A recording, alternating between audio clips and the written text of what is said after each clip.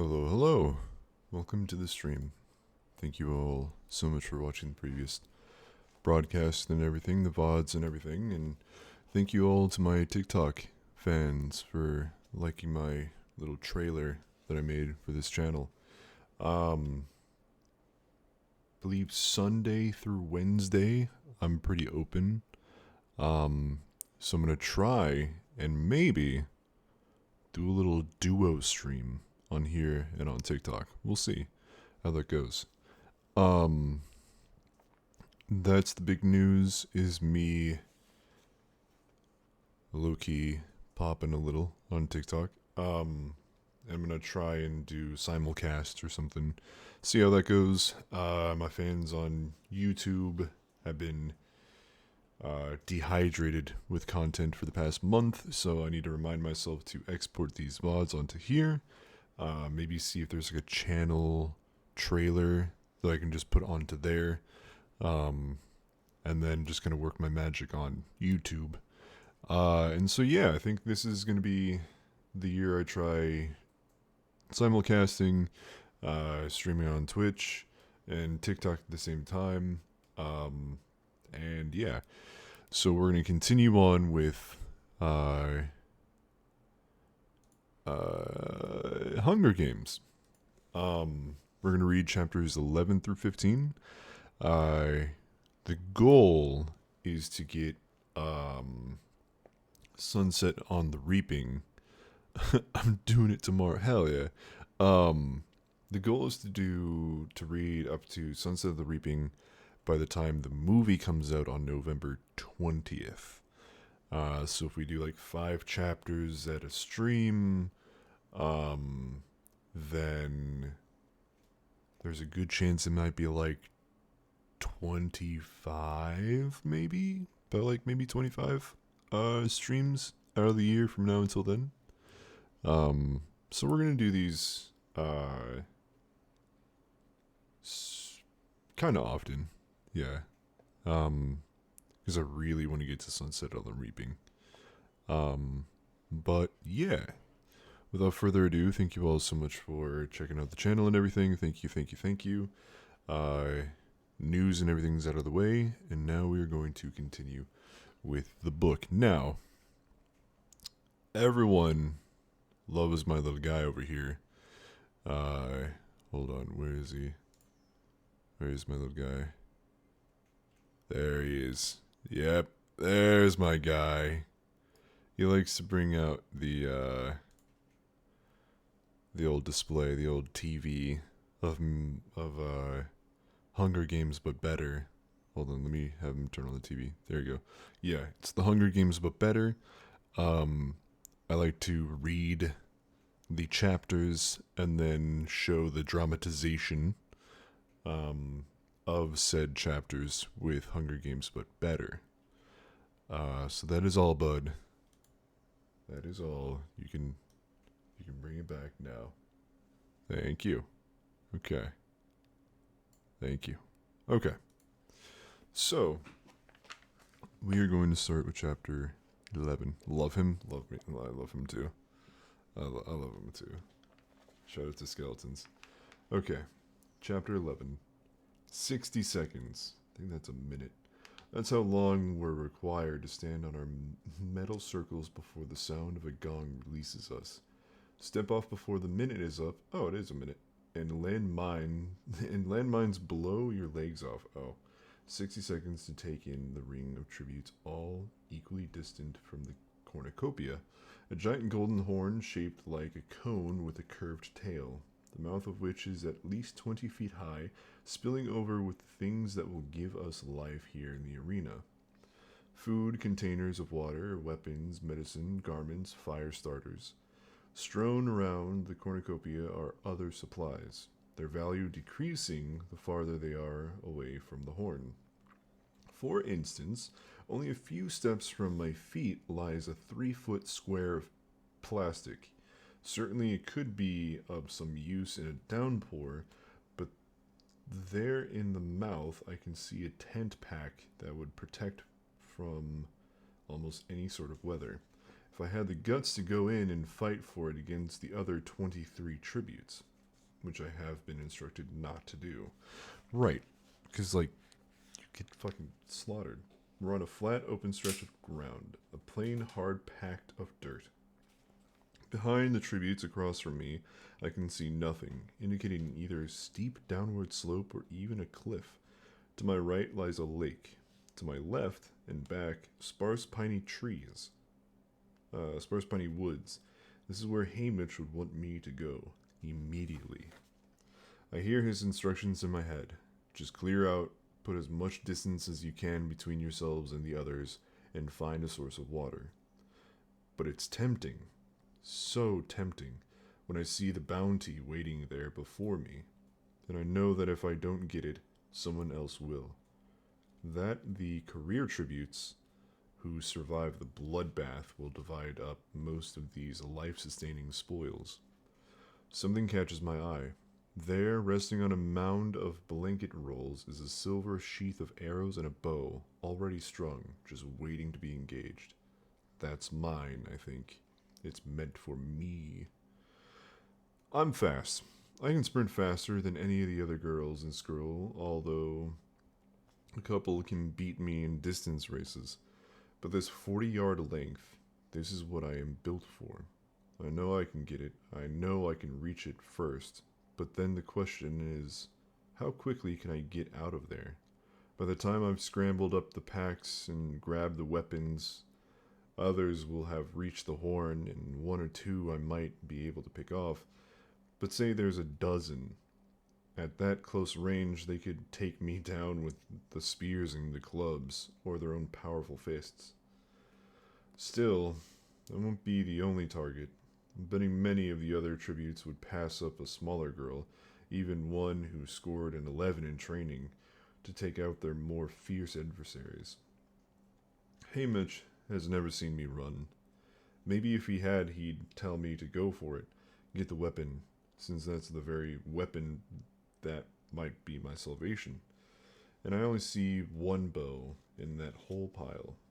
I know the minute must be almost up, and will have to decide what my strategy will be, and I find myself positioning my feet to run, not away into the surrounding forests, but towards the pile, toward the bow. When suddenly I notice Pita. He's about 5 tributes to my right, quite a fair distance. Still, I can't tell he's looking at me, and I think he might be shaking his head. But the sun's in my eyes, and while I'm puzzling over it, the gong rings out. And I've missed it. I've missed my chance.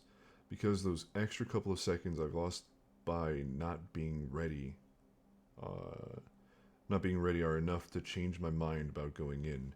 My feet shuffle for a moment, confused at the direction my brain wants to take, and then I lunge forward, scoop up the sheet of plastic and a loaf of bread. Pickings are so small, and I'm so angry with Pita for distracting me that I sprint in 20 yards to retrieve a bright orange backpack that could hold anything, because I can't stand leaving with virtually nothing. A boy, I think from District 9, reaches the pack at the same time I do, and for a brief time we grapple for it, and then he coughs, splattering my face with blood. I stagger back, repulsed by the warm, sticky spray. Then the boy slips to the ground. That's when I see the knife in his back. Already other tributes have reached the cornucopia and are spreading out to attack. Yes, the girl from District 2, 10 yards away, running toward me, one hand clutching a half-dozen knives. I've seen her throw in training. She never misses, and I'm her next target. All the general fear I've been feeling condenses into an immediate fear of this girl, this predator who might kill me in a second. Adrenaline shoots through me, and I sling the back over one shoulder and run full speed for the woods. I can hear the blade whistling toward me, and reflexively hike the pack up to protect my head. The blade lodges in the pack. Both straps on my shoulders now, I make for the trees. Somehow, I know the girl will not pursue me, that she'll draw back into the cornucopia before all the good stuff is gone. A grin crosses my face. Thanks for the knife, I think. Okay. At the edge of the woods, I turn for one instant to survey the field. About a dozen or so tributes are hacking away at one another at the horn. Several lie dead already on the ground. Those who have taken flight are disappearing into the trees or into the void opposite me. I continue running until the woods have hidden me from the other tributes, then slowly into a steady jog that I think I can maintain for a while. For the next few hours, I alternate between jogging and walking, putting as much distance as I can between myself and the competitors. I lost my bread during the struggle with a boy from District 9, but managed to stuff my plastic in my sleeve, so as I walk I fold it neatly and tuck it into a pocket. I also free the knife. It's a fine one with a long sharp blade, serrated near the handle, which will make it handy for sawing through things, and slide it into my belt. I don't dare stop to examine the contents of the pack yet. I just keep moving, pausing only to check for pursuers. I can go a long time. I know that from my days in woods, but I will need water. That was Hamish's second instruction, and since I sort of botched the first, I keep sharp eye out for any sign of it. No luck. The woods begin to evolve, and the pines are intermixed with a variety of trees. Some I recognize, some completely foreign to me. At one point, I hear a noise and pull my knife, thinking I may have to defend myself, but I've only startled a rabbit.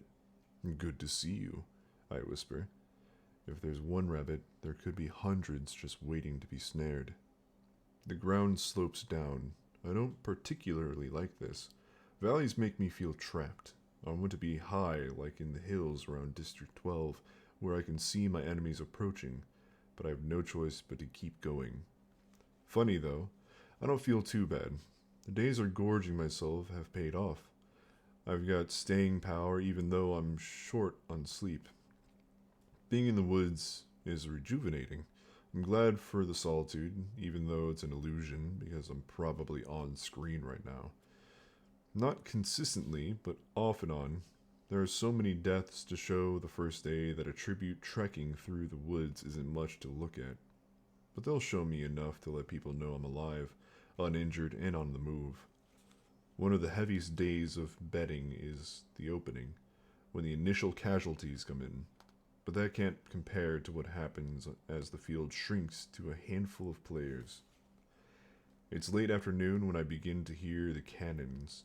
Each shot represents a dead tribute. The fighting must have finally stopped at the cornucopia. They never collect the bloodbath bodies until the killers have dispersed. On the opening day, they don't even fire the cannons until the initial fighting's over, because it's too hard to keep track of the fatalities. I allow myself to pause, panting as I can count the shots. 1, 2, 3, on and on until they reach 11. 11 dead in all, 13 left to play. My fingernails scrape at the dried blood the boy from District 9 coughed into my face. What the fuck? Right. He's gone, certainly. I wonder about Pita. Has he lasted through the day? I'll know in a few hours when they project the dead's images into the sky for the rest of us to see. All of a sudden, I'm overwhelmed by the thought that Pita may be already lost, bled white, collected and in the process of being transported back to the capital to be cleaned up, redressed, and shipped in a simple wooden box back to District 12. No longer here, heading home. I try hard to remember if I saw him once the action started, but the last image I can conjure up is Pita shaking his head at the gong as the gong ring out. Maybe it's better if he's gone already. He had no confidence he could win, and I will not end up with the unpleasant task of killing him. Maybe it's better if he's out of this for good. I slump down next to my pack, exhausted. I need to go through it anyway before night falls. See what I have to work with. As I unhook the straps, I can feel its sturdily made, although rather unfortunate color. This orange will practically glow in the dark. I make a mental note to camouflage it first thing tomorrow. I flip open the flap. What I want most right at this moment is water. Haymitch's directive is to immediately find water was not arbitrary. I won't last long without it. For a few days I'll be able to function with unpleasant symptoms of dehydration. But after that I'll deteriorate into helplessness and be dead in a week, tops. I carefully lay out the provisions. One thin black sleeping bag that reflects body heat. A pack of crackers, a pack of dried beef strips, a bottle of iodine, a box of wooden matches, a small coil of wire, a pair of sunglasses, and a half-gallon plastic bottle with a cap for carrying water that's bone dry. No water. How hard would it have been for them to fill up the bottle? I became aware of the dryness in my throat and mouth, the cracks in my lips. I've been moving all day long. It's been hot and I've sweat a lot. I do this at home, but there are always streams to drink from, or snow to melt if it should come to it. As I refill my pack, I have an awful thought. The lake. The one I saw while I was waiting for the gong to sound. What if that's the only water source in the arena? That way they'll guarantee drawing us in to fight. The lake is full day's journey from where I sit now. As much harder journey with nothing to drink. And then, even if I reach it, it's sure to be heavily guarded by some of the career tributes. I'm about to panic when I remember the rabbit I startled earlier today. It has to drink too. I just have to find out where. Twilight is closing in, and I am ill at ease. The trees are too thin to offer much concealment. The layer of pine needles that muffles my footsteps also makes tracking animals harder when I need their trails to find water. And I'm still heading downhill, deeper and deeper into a valley that seems endless. I'm hungry too. But I don't dare break into my precious store of crackers and beef yet.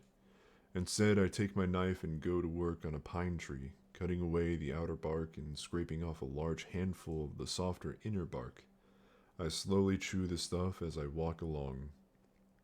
After a week of the finest food in the world, it's a little hard to choke down. But I've eaten plenty of pine in my life. I'll adjust quickly. In another hour, it's clear I've got to find a place to camp. Night creatures are coming out, and I can hear the occasional hoot or howl, my first clue that I'll be competing with natural predators for the rabbits. As to whether I'll be viewed as a source of food, it's too soon to tell. There could be any number of animals stalking me at this moment. But right now I decide to make my fellow tributes a priority. I'm sure many will continue hunting through the night. Those who fought it out at the cornucopia will have food, an abundance of water from the lake, torches or flashlights, and weapons they're itching to use. I can only hope I've traveled far and fast enough to be out of range. Before settling down, I take my wire and set 2 twitch-up snares in the brush. I know it's risky to be setting traps, but food will go so fast out here, and I can't set snares on the run. Still, I walk around 5 minutes before making camp. I pick my tree carefully, a willow, not terribly tall, but set in a clump of other willows, offering concealment in those long, flowing trees. I climb up, sticking to the stronger branches close to the trunk, and find a sturdy fork for my bed. It takes some doing, but I arrange the sleeping bag in a relatively comfortable manner. I place my backpack in the foot of the bag, then slide it in after it. As a precaution, I remove my belt, loop it all the way around the branch and my sleeping bag, and refasten it at my waist. Now if I roll over in my sleep, I won't go crashing to the ground. I'm small enough to tuck the top of the bag over my head. But I put on my hood as well. As night falls, the air is cooling quickly. Despite the risk I took in getting the backpack, I know now it was the right choice. This sleeping bag, uh, radiating back and preserving my body heat. It will be invaluable. I'm sure there are several other attributes whose biggest concern right now is how to stay warm, whereas I may actually be able to get a few hours of sleep. If only I wasn't so thirsty. Night has just come when I hear the anthem that precedes the death recap. Through the branches, I can see the seal of the capital, which appears to be floating in the sky. I'm actually viewing another screen, an enormous one that's transported by one of their disappearing hovercraft. The anthem fades out and the sky goes dark for a moment. At home, we would be watching full coverage of each and every killing, but that's thought to give an unfair advantage to the living contributes. For instance, if I got my hands on the bow and shot someone, my secret would be revealed to all. No, here in the arena, all we see are the same photographs they showed when they televised our training scores. Simple headshots. But now, instead of scores, they post only district numbers. I take a deep breath as the faces of the 11 dead tributes begin and tick them off one by one on my fingers. The first to appear is the girl from District 3. That means that the career tributes from 1 and 2 have all survived. No surprise there. Then the boy from 4. I didn't expect that one. Usually all the careers make it through the first day. The boy from District 5. I guess the fox-faced girl made it. Both tributes from 6 and 7, dear God.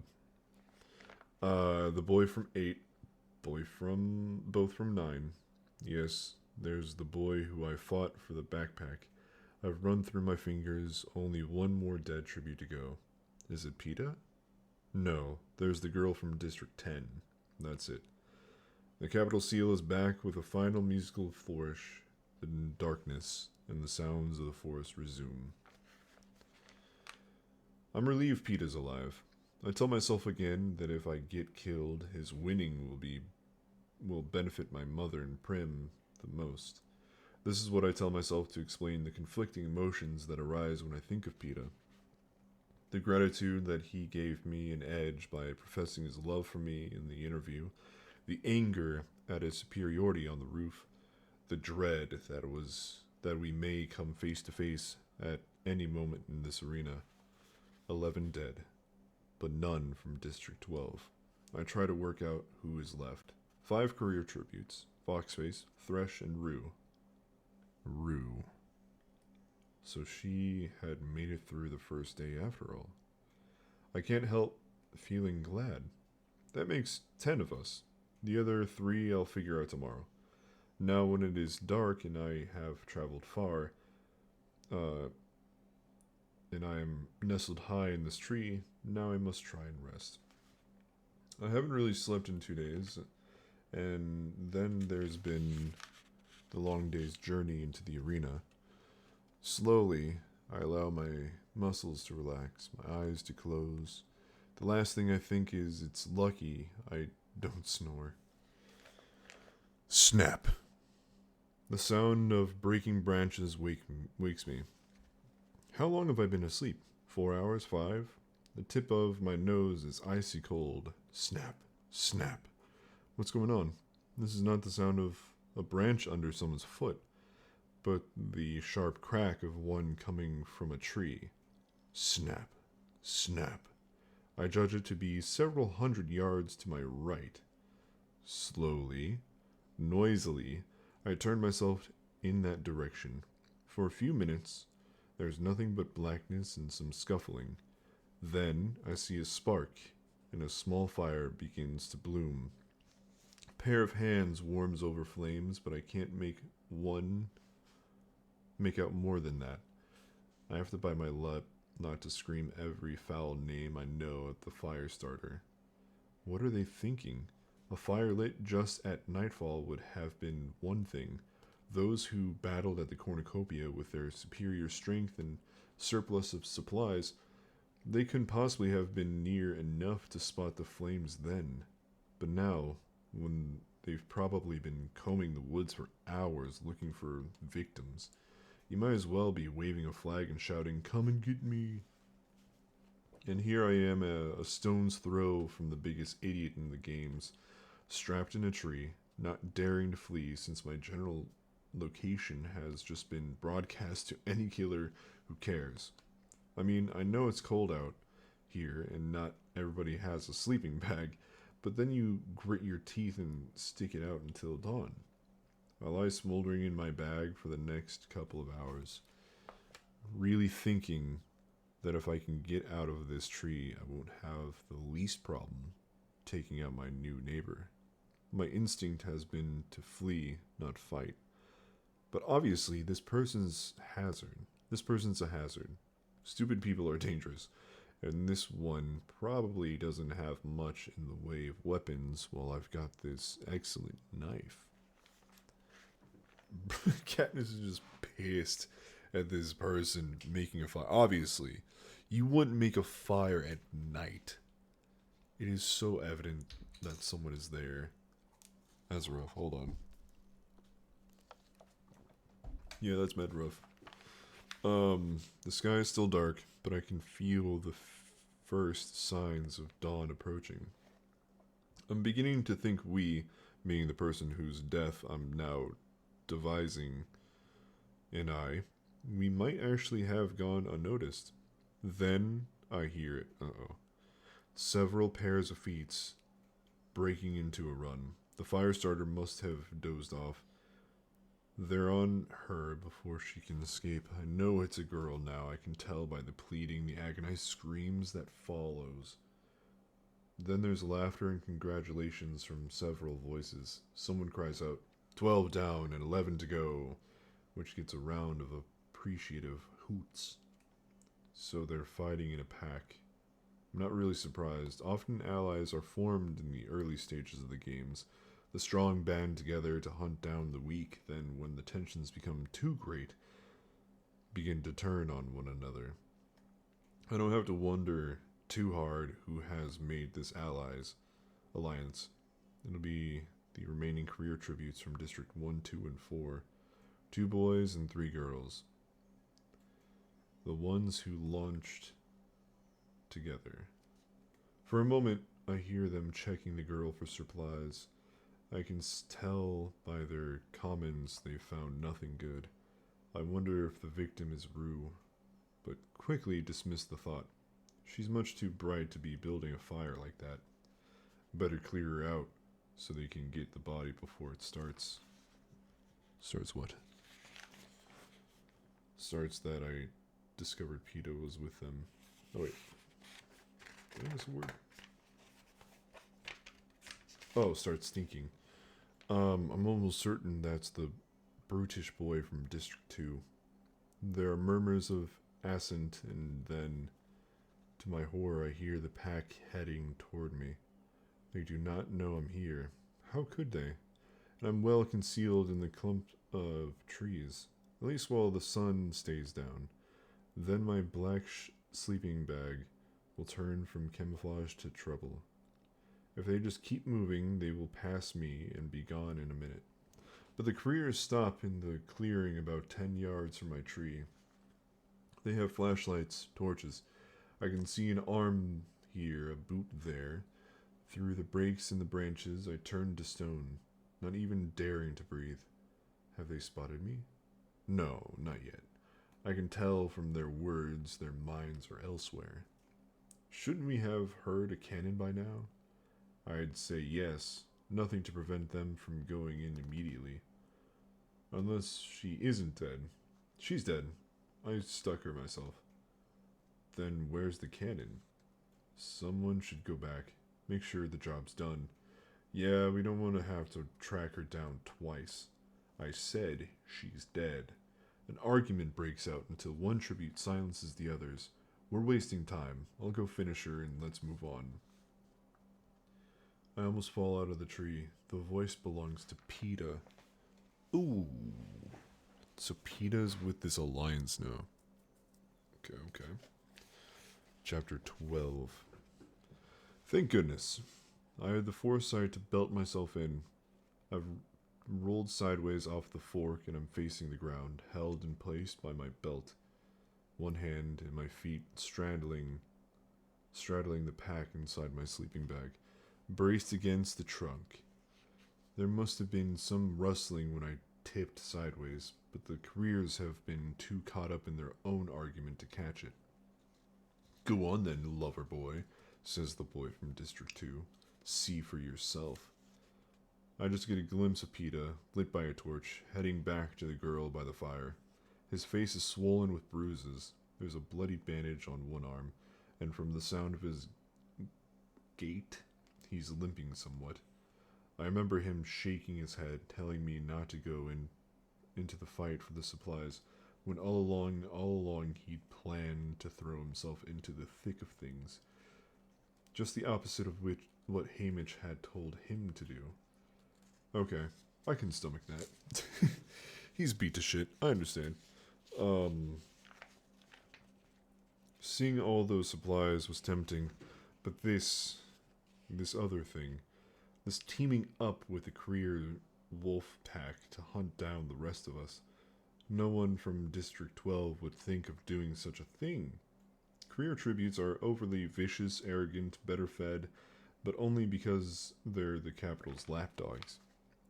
Universally, solidly hated by all but those from their own districts.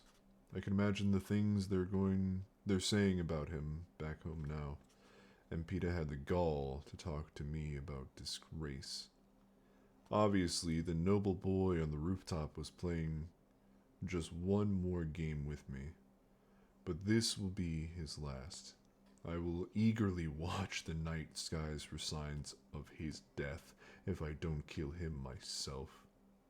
The career tributes are silent till he gets out of earshot, then use hushed voices. Why don't we just kill him now and get it over with? Let him tag along. What's the harm? And he's handy with that knife. Is he? That's news. What a lot of interesting things I'm learning about my friend Peta today. Besides, he's our best chance of finding her. Takes me a moment to register that the her they're referring is me. Why? You think she bought into that sappy romance stuff? She might have. Seemed pretty simple-minded to me. Every time I think about her spinning around in that dress, I want to puke. Wish we knew how she got that 11. Bet you Loverboy knows. The sound of Peta returning silences them. Was she dead? Asks the boy from District 2. No, but she is now, says Peta. Just then the cannon fires. Ready to move on? The career pack sets off at a run just as dawn begins to break, and birdsong fills the air. I remain in my awkward position, muscles trembling with exertion for a while longer, then hoist myself back onto my branch. I need to get down, to get going, but for a moment I lie there, digesting what I've heard. Not only is Peta with the careers, he's helping them find me, the simple-minded girl who has to be taken seriously because of her 11, because she can use a bow and arrow, which Peta knows better than anyone. But he hasn't told them yet. Is he saving that information because he knows it's all that keeps him alive? Is he still pretending to love me for the audience? What is going on in his head? Suddenly, the birds fall silent. Then one gives a high-pitched warning call, a single note, just like the one Gale and I heard when the red-headed Avox girl was caught. High above the dying campfire, a hovercraft materializes. A set of large metal teeth drops down. Slowly, gently, the dead tribute girl is lifted into the hovercraft. Then it vanishes. The birds resume their song. Move, I whisper to myself. I wriggle out of my sleeping bag, roll it up, and place it into the pack. I take a deep breath, while I've been concealed by darkness and the sleeping bag and the willow branches. It has probably been difficult for the cameras to get a good shot of me. I know they must be tracking me now, though. The minute I hit the ground, I'm guaranteed a close-up. The audience will have been beside themselves, knowing I was in the tree, that I overheard the careers talking, that I discovered PETA was with them. Until I work out exactly how I want to play that, I'd better at least act on top of things. Not perplexed, certainly not confused or frightened. No, I need to look one step ahead of the game. So I slide out of the foliage and into the dawn light. I pause a second, giving the cameras time to lock on me. Then I cock my head slightly to the side and give a knowing smile. There! Let them figure out what that means. I'm about to take off when I think of my snares. Maybe it's imprudent to check them with the others so close, but I have to. Too many years of hunting, I guess, and the lure of possible meat. I'm rewarded with one fine rabbit. In no time, I've cleaned and gutted the animal, leaving the head, feet, tail, skin, and innards under a pile of leaves. I'm wishing for a fire. Eating raw rabbit can give you rabbit fever.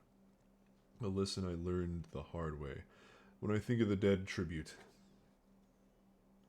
I hurry back to her camp.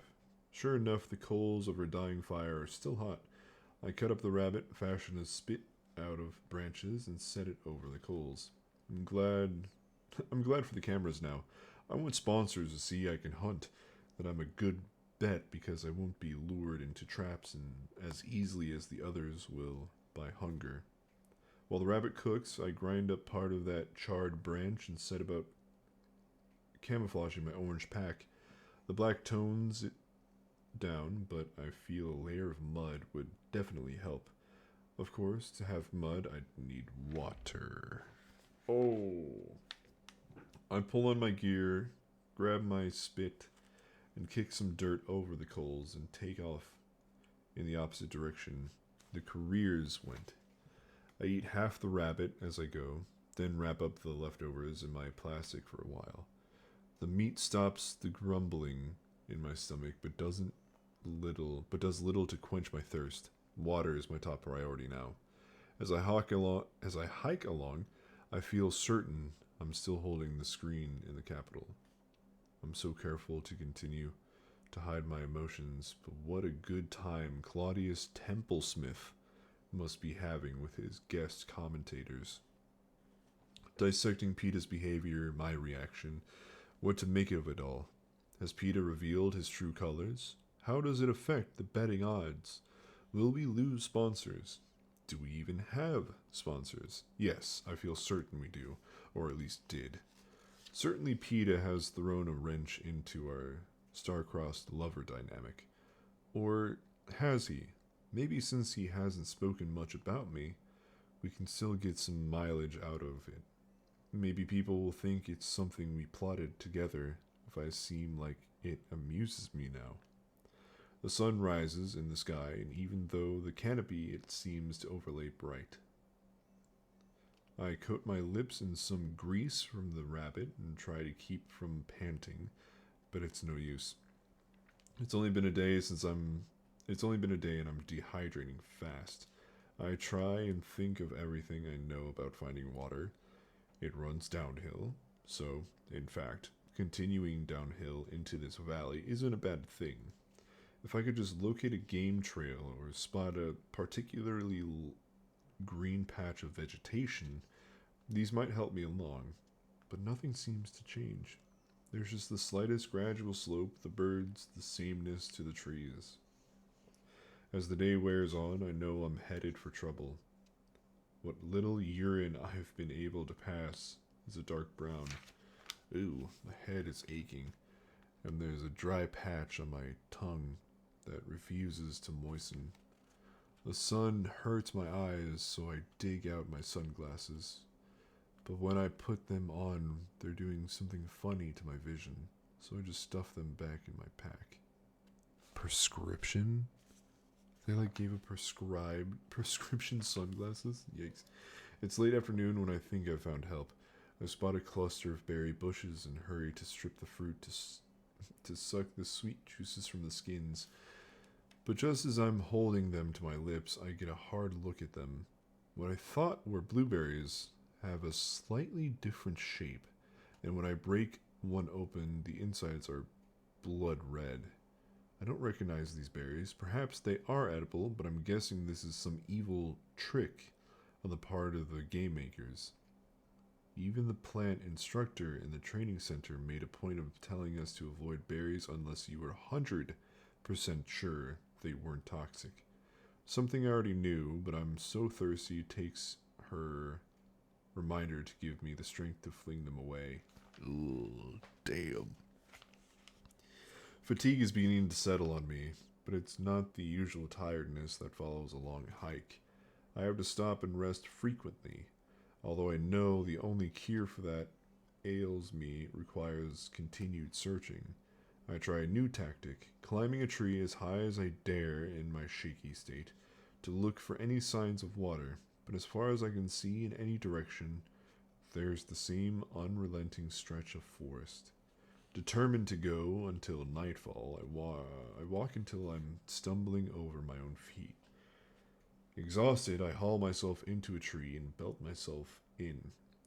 I have no appetite, but I suck on a rabbit bone just to give my mouth something to do. Night falls. The anthem plays, and high in the sky I see the picture of the girl who was apparently from District 8, the one Pita went back to finish off. My fear of the career pack is minor compared to my burning thirst. Besides, they were headed away from me, and by now they, too, will have to rest. With the scarcity of water, they may even had to return to the lake for refills. Maybe that is the only course for me as well. Morning brings distress. My head throbs with every beat of my heart. Simple movements send stabs of pain through my joints. I fall rather than jump from the tree. It takes several minutes for me to assemble my gear. Somewhere inside me I know this is wrong. I should be acting with more caution, moving with more urgency, but my mind seems foggy, and forming a plan is hard. I lean back against the trunk of my tree, one finger gingerly stroking the sandpaper surface of my tongue as I assess my options. How can I get water? Return to the lake? No, no good. I'd never make it. Hope for rain? There's not a cloud in the sky. Keep looking. Yes, this is my only chance. But then another thought hits me, and the surge of anger that follows brings me to my senses. Hey, Mitch. He could send me water. Press a button and have it delivered to me in a silver parachute in minutes. I know I must have sponsors, at least one or two, who could afford a pint of liquid for me. Yes, it's pricey, but these people, they're made of money, and they'll be betting on me as well. Perhaps Hamish doesn't realize how deep my need is. I say in a voice as loud as I dare. I say in a voice as loud as I dare. Water. I wait, hopefully, for a parachute to descend from the sky, but nothing is forthcoming. Something is wrong. Am I deluded about having sponsors? Or has PETA's behavior made them all hang back? No, I don't believe it. There's someone out there who wants to buy me water, only Hamish is refusing to let it go through. As my mentor, he gets to control the flow of gifts from the sponsors. I know he hates me. He's made that clear enough. But enough to let me die. From this? He can't do that, can he? If a mentor mistreats his tributes, he'll be held accountable by the viewers, by the people back in District 12. Even Hamish wouldn't risk that, would he? Say what you will about my fellow traders in the Hob, but I don't think they'd welcome him back there if he let me die this way. And then where would he get his liquor? So what? Is he trying to make me suffer for defying him? Is he directing all the sponsors towards PETA? Is he just too drunk to even notice what's going on at the moment? Somehow I don't believe that, and I don't believe he's trying to kill me off by neglect either. He has, in fact, in his own unpleasant way, genuinely been trying to prepare me for this. Then what is going on? I bury my face in my hands. There's no danger of tears now. I couldn't produce one to save my life. What is Hamish doing? Despite my anger, hatred, and suspicions, a small voice in the back of my head whispers an answer. Maybe he's sending you a message, it says. A message. Saying what? Then I know. There's only one good reason Hamish could be withholding water from me. Because he knows I've almost found it. I don't know, bro. Maybe he's drunk. I grit my teeth and pull myself to my feet. My backpack seems to have tripled in weight. I find a broken branch that will do for a walking stick and I start off. The sun's beating down, even more searing than the first 2 days. I feel like an old piece of leather drying and cracking in the heat. Every step is an effort, but I refuse to stop. I refuse to sit down. If I sit, there's a good chance I won't be able to get back up again, that I won't even remember my task. What easy prey I am. Any tribute, even Tiny Roo, could take me right now. Merely shove me over and kill me with my own knife, and I'd have little strength to resist. But if anyone is in my part of the woods, they ignore me. The truth is, I feel a million miles from another living soul. Not alone, though. No, they've surely got a camera tracking me now. I think back to the years of watching tributes starve, freeze, bleed, dehydrate to death. Unless there's a really good fight going on somewhere, I'm being featured. My thoughts turn to Prim. It's likely she won't be watching me live, but they'll show updates at the school during lunch. For her sake, I try to look at least desperate as I can. As least desperate. But by afternoon, I know the end is coming. My legs are shaking and my heart is too quick. I keep forgetting exactly what I'm doing. I've stumbled repeatedly and managed to regain my feet, but when the stick slides out from under me, I finally tumble to the ground, unable to get up. I let my eyes close. I have misjudged Hamish. He has no intention of helping me at all. This is all right, I think. This is not so bad here. The air is less hot, signifying evening's approach. There's a slight, sweet scent that reminds me of lilies. My fingers stroke the smooth ground, sliding easily across the top. This is an okay place to die, I think. Oh, fuck. My fingertips make small swirling patterns in the cool, slippery earth. I love mud, I think. How many times I've tracked game with the help of its soft, readable surface. Good for the bee stings, too. Mud. Mud. Mud! My eyes fly open and I dig my fingers into the earth. It is mud. My nose lifts in the air, and those are lilies, pond lilies. I crawl now, through the mud, dragging myself toward the scent. 5 yards from where I fell, I crawl through a tangle of plants into a pond. Floating on top, yellow flowers in bloom, are my beautiful lilies. It's all I can do not to plunge my face into the water and gulp down as much as I can hold, but I have just enough sense left to abstain.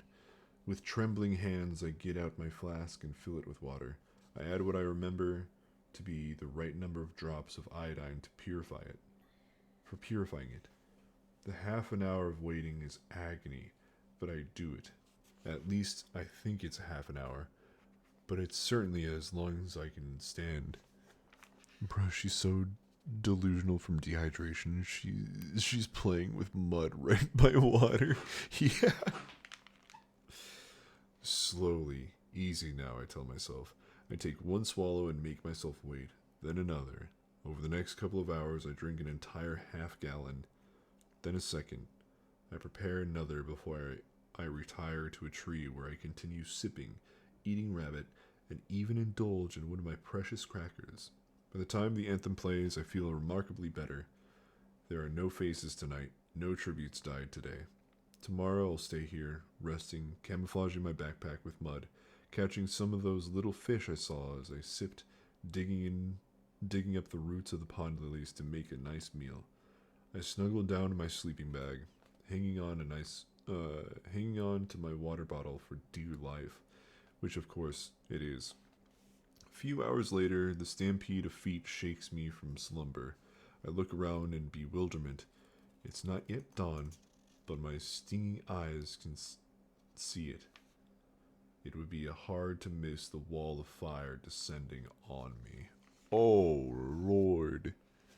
Uh-oh. Chapter 13. Shit. Okay. Nice. She managed to get some water. I mean, yeah. I think in the book, I'm trying to think, like, compared to the book and the movie, like, movie, you know, little montage of her walking around, but in the book, it like really goes into detail how long she was without water. Like movies are really good with visualization, but books also help create it, kind of thing. Like movies are presenting the visualization, and then books are creating out of your own like perception of like the description and everything. So like that's wild. Okay. Chapter 13. My first impulse is to scramble from the tree, but I'm belted in. Somehow my fumbling fingers release the buckle and I fall to the ground in a heap, still snarled in my sleeping bag. There's no time for any kind of packing. Fortunately, hold on. When are we getting the recap with the butt better? Oh, you know what? Shit, you're so right. Yeah. Hold on, we still don't have a name for him. I don't have a name for the guy. Shit. Anyway, let's just like bring him over. Oh, there he is. There he is. Okay, bud. Okay, thank you. All right. Turn on Buddy. Yeah, Buddy. Buddy's his name. Thank you, Buddy. Okay. All right, and oh, there goes the TV. Okay. All right. 600. Me? 599. Okay, no, you don't start at 600. That's in like 10 minutes. Kids, sorry, we're starting over. 10. You don't need to. They don't matter. You don't need to tell them we're starting over. Sorry, we're internal. Stop addressing the kids.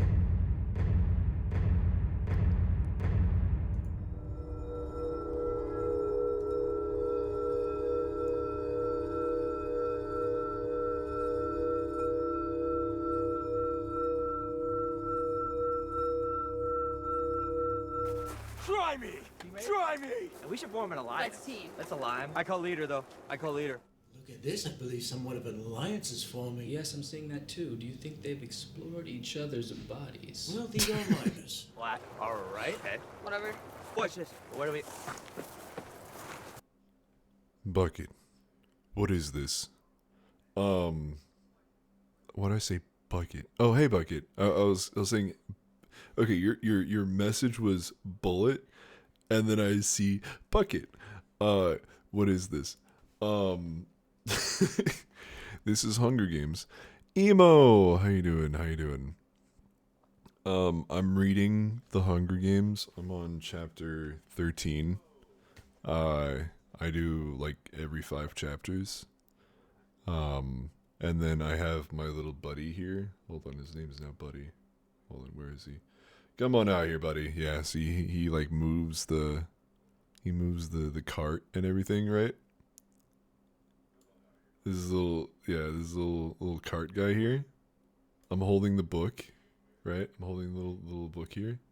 Hold on, where am I? Oh, don't worry about that. Hold on. Display capture? No, you don't need to worry about that. Is this it? No, that's the icon. This is brilliant. Yeah, man. And then this is the Hunger Games but better video. And so I have my little buddy here, moving it. And yeah, for each like chapter that I read, I play like a segment. Hold on, I'm trying to find. Is it browser service? Yeah. Okay. I need to like change where this is at. Should I put it like right here? Are you new to the HG fandom? Yeah. So a little intermission, I guess. I watched the first movie, right, when it first came out. Watched the first movie, then like Divergence and other cookie cut like movies of like Hunger Games kind of came out. I forced him to watch all the movies at gunpoint. Yes. TLDR. But I watched the first movie when it first came out, and then like all the copy and paste Hunger Games movie came out, and I got like kind of sidetracked or like kind of not interested because it's like The Maze Runner, Divergence, and like all those movies kind of came out. Never watched Catching Fire, never watched Mockingjay Part 1 and 2. And I kind of knew like bits and pieces of it over the years, right? And then I watched like, the Starving Games and like the parody. You keep Maze Runner slander out of your mouth. Okay. All right. You know what? I'll read the book. All right. Okay.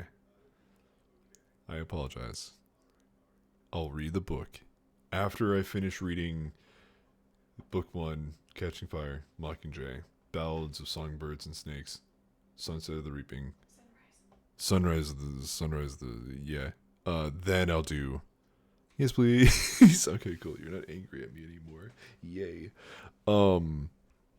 But yeah, I like watched the first movie. I want to say like 3 times. 3 times over the like 10 plus years. Never watched Catching Fire. So recently, I watched Catching Fire. Holy fuck. I watched Mockingjay Part 1 and 2. Holy fuck. Love my boy Philip Seymour Hoffman. I have no opinion on Plutarch. But,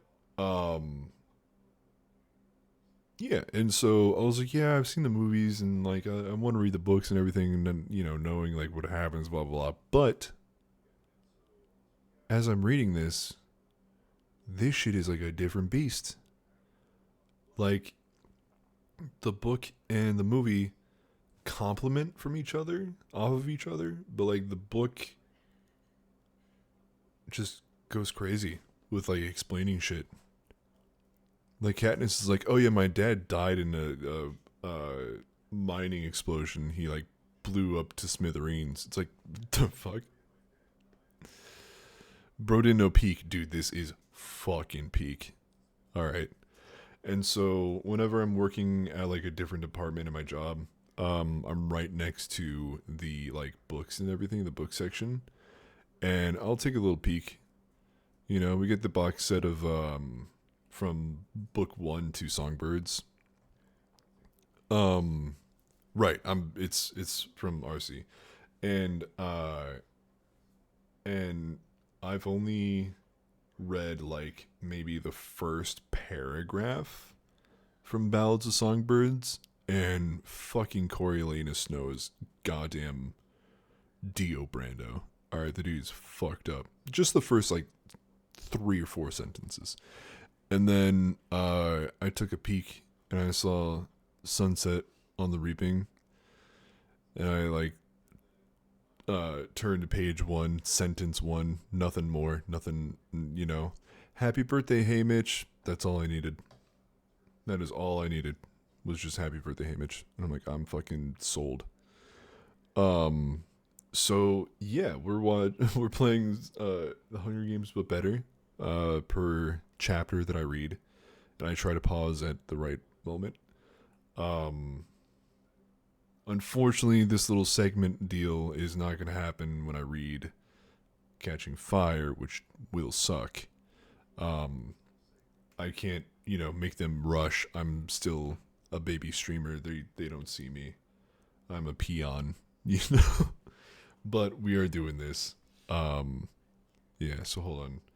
We're at chapter 13 of the book. If you want to read along, right? If you take a minute to grab your own book, I have it right here in my hands. You know, like right here in my hand, like right here. Yeah, right. And then we have our little display. Oh shit! Hold on. The dude, yeah, Buddy needs to move it around. Right about here, actually. I think that's good perspective. Like right here. Yeah. Okay. Thank you, Buddy. Okay. So we'll continue. I don't think you should be the leader. That was pretty good. Leader. Sorry. Kinda cool. Come on, let's run after them. Okay, wait, let me get this hatchet.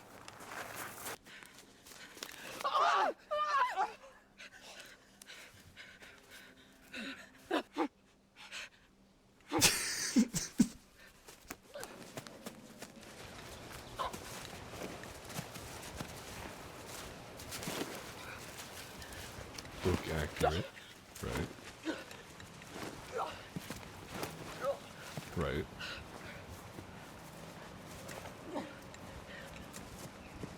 With the ponytail, right. No, not really. You're always supposed to think restaurant. There she is! If you want to debrief at all, please let me know. This is one of my special interests. Dude. I fucking love the Hunger Games. Yes. Bro, Pym. You know what I mean?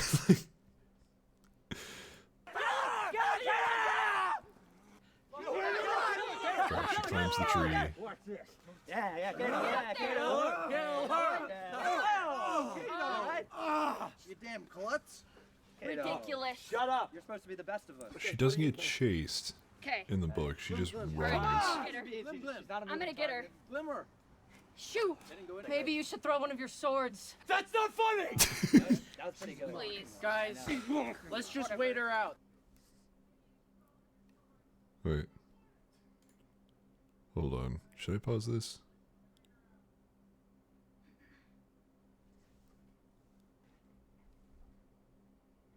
I think I should pause this. I'm trying to think. Okay. Let's just continue the book. Yeah. We should continue the book. 'Cause I'm trying to think. Because they're going again. They're going with the movie rather than the book. Because we've, unfortunately, in the book, she was about to die of dehydration. Straight up running for days. She wasn't chased by anyone just yet. Okay, so fire's about to hit. Chapter 13. Read along, follow along. Alright. I wish I had, like, subtitles or something. Subtitles of the book. I don't, whatever. My first impulse is to scramble from the tree, but I'm belted in. Somehow my fumbling fingers release the buckle, sorry, bucket, and I fall to the ground in a heap, still snarled in my sleeping bag. There's no time for any kind of packing. Fortunately, my backpack and water bottle are already in the bag. I shove in the belt, hoist the bag over my shoulder, and flee. The world has transformed to flame and smoke. Burning branches crack from the trees and fall in showers of sparks at my feet. All I can do is follow the others and the rabbits and deer.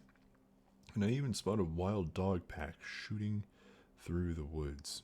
I trust their sense of direction because their instincts are sharper than mine, but they are much faster, flying through the underbrush so gracefully as my boots catch on the roots and fallen tree limbs. That there's no way I can keep a pace with them. The heat is horrible, but worse than the heat is the smoke, which threatens to suffocate me at any moment. I pull the top of my shirt up over my nose, grateful to find it soaked in sweat, and it offers a thin veil of protection. And I run choking, and my bag banging against my back, my face cut with branches that materialize from the gray haze without warning, because I know I am supposed to run. This was no tribute's campfire gone out of control, no accidental occurrence. The flames that bear down on me have an unnatural height, a uniformity that marks them as human-made, machine-made, game-maker-made. Things have been too quiet today. No deaths, perhaps no fights at all. The audience in the capital will be getting bored, claiming that these games are verging on dullness. This is the one thing the games must not do. It's not hard to follow the game maker's motivation. There is the career pack, and then there are the rest of us, probably spread far and thin across the arena. This fire is designed to flush us out, to drive us together. It may not be the most original device I've seen, but it's very, very effective. I hurtle over a burning log. Not high enough. The tail end of my jacket catches fire, and I have to stop to rip it from my body and stamp out the flames. But I don't dare leave the jacket. Scorched and smoldering as it is, I take the risk of shoving it in my sleeping bag, hoping the lack of air will quell what I haven't extinguished. This is all I have, what I carry on my back, and it's little enough to survive with. In a matter of minutes, my throat and nose are burning. The coughing begins soon after, and my lungs begin to feel as if they are actually being cooked. Discomfort turns to distress until each breath sends a searing pain through my chest. I manage to take cover under a stone, outcropping just as the vomiting begins. Jesus fucking Christ. As I lose my meager supper and whatever water has remained in my stomach. Coughing. This is what I mean. Movie doesn't do this. Katniss is just dying for like a third time right now. Crouching on my hands and knees, I retch until there's nothing left to come up. I know I need to keep moving, but I'm trembling and lightheaded now, gasping for air. I allow myself about a spoonful of water to rinse my mouth and spit, then take a few swallows from my bottle. You get 1 minute, I tell myself. 1 minute to rest.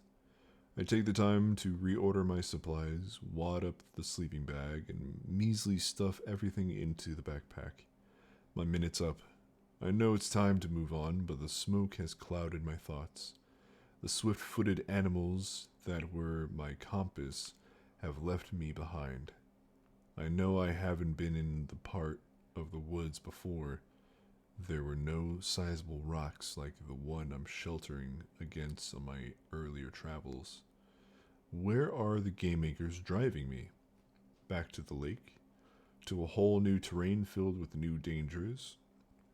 I had just found a few hours of peace at the pond where this attack began. Would there be any way I could travel parallel to the fire and work my way back there? To the surface of water at least? The wall of fire must have ended and it won't burn indefinitely. Not because the game makers couldn't keep it fueled, but because, again, that would invite accusations of boredom from the audience. If I could get back behind the fire line, I could avoid meeting up with the careers. I've just decided to try and loop back around, although it would require miles of travel away from the inferno, and then a very circuitous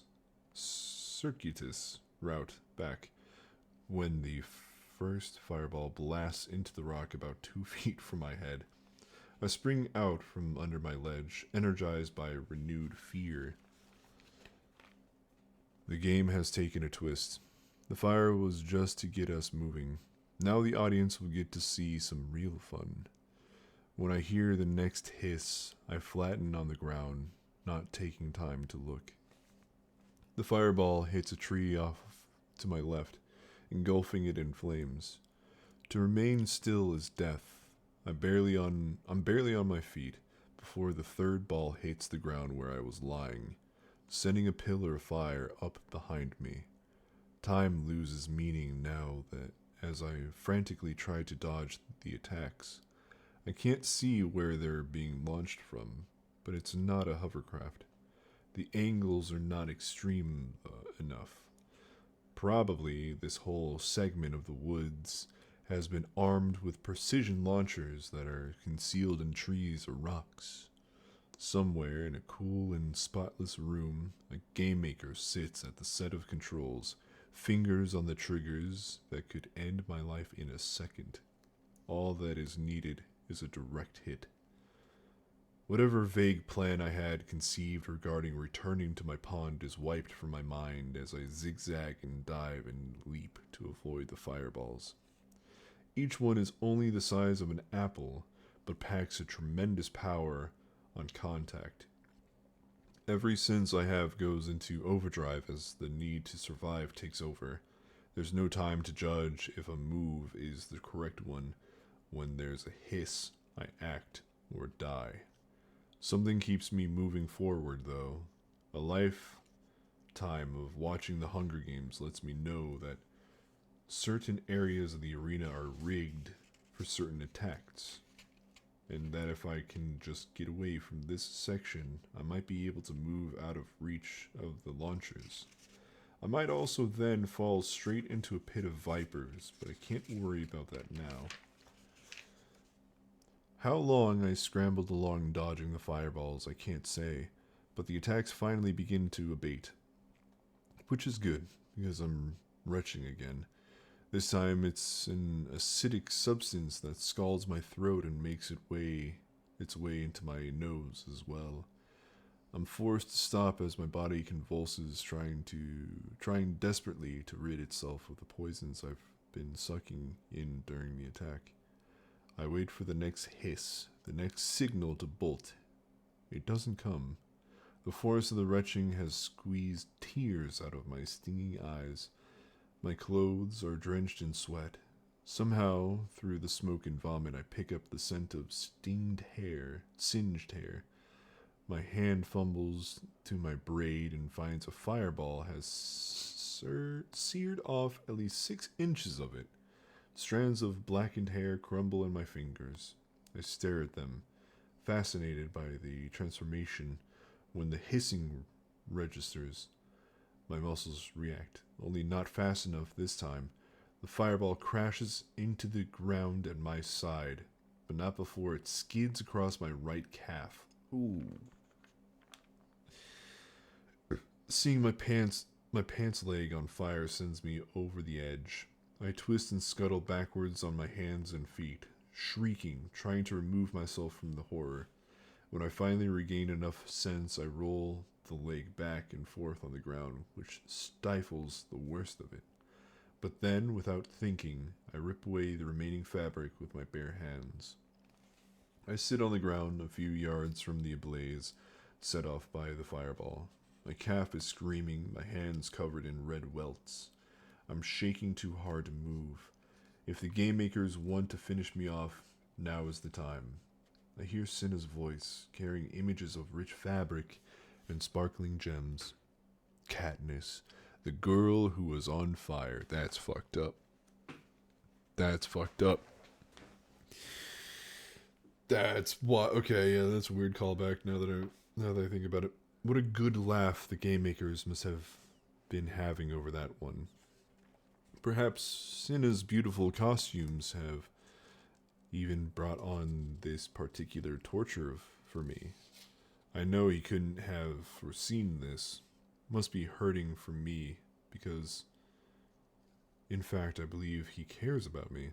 But all in all, maybe showing up stark naked in that chariot would have been safer for me. No. Nuh-uh. The attack is now over. The game makers don't want me dead. Not yet, anyway. Everyone knows they could destroy us all within seconds of the opening gong. The real sport of the Hunger Games is watching the tributes kill one another. Every so often they do kill a tribute just to remind the players they can. But mostly they manipulate us into confronting one another face to face, which means I am no longer being fired at. There is at least one other tribute close at hand. I would drag myself into a tree and take cover now if I could, but the smoke is still thick enough to kill me. I make myself stand and begin to limp away from the wall of flames that lights up the sky. It does not seem to be pursuing me any longer, except with its stinking black clouds. Another light, daylight, begins to softly emerge. Swirls of smoke catch the sunbeams. My visibility is poor. I can see maybe 15 yards in any direction. A tribute could easily be concealed from me here. I should draw my knife as a precaution, but I doubt my ability to hold it for long. The pain in my hands can in no way compete with that in my calf. I hate burns. I've always hated them, even a small one gotten from pulling a pan of bread from the oven. It is the worst kind of pain to me, but I have never experienced anything like this. I'm so weary I don't even notice I'm in the pool until I'm ankle deep. It's spring-fed, bubbling out of a crevice in some rocks and blissfully cool. I plunge my hands into the shallow water and feel instant relief. Isn't that what my mother always says? The first treatment for a burn is cold water? That it draws out the heat? But she means minor burns. Probably she'd recommend it for my hands, but what of my calf? Although I have not yet had the courage to examine it, I'm guessing that it's an injury in a whole different class. Yeah, dude. I lie on my stomach at the edge of the pool for a while, dangling my hands into the water, examining the little flames on my fingernails that are beginning to chip off. Good. I've had enough fire for a lifetime. I bathe the blood and ash from my face. I try to recall all I know about burns. They are common injuries in the seam where we cook and heat our homes with coal. Then there are mine accidents. Family once brought in an unconscious young man pleading with my mother to help him. The district doctor, who's responsible for treating the miners, had written him off, told the family to take him home to die. But they wouldn't accept this. He lay on our kitchen table, senseless to the world. I get a glimpse of the wound on his thigh. Gaping, charred flesh burned clean down to the bone before I ran from the house. I went to the woods and hunted the entire day, haunted by the gruesome leg, memories of my father's death. What's funny was, Prim, who's scared of her own shadow, stayed and helped. My mother says healers are born, not made. They did their best, but the man died, just like the doctor said he would. My leg is in indeed need of attention, but I still can't look at it. What if it's as bad as the man's, and I can see my bone?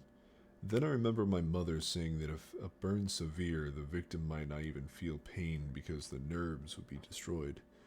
Encouraged by this, I sit up and swing my leg in front of me. I almost faint at the sight of my calf.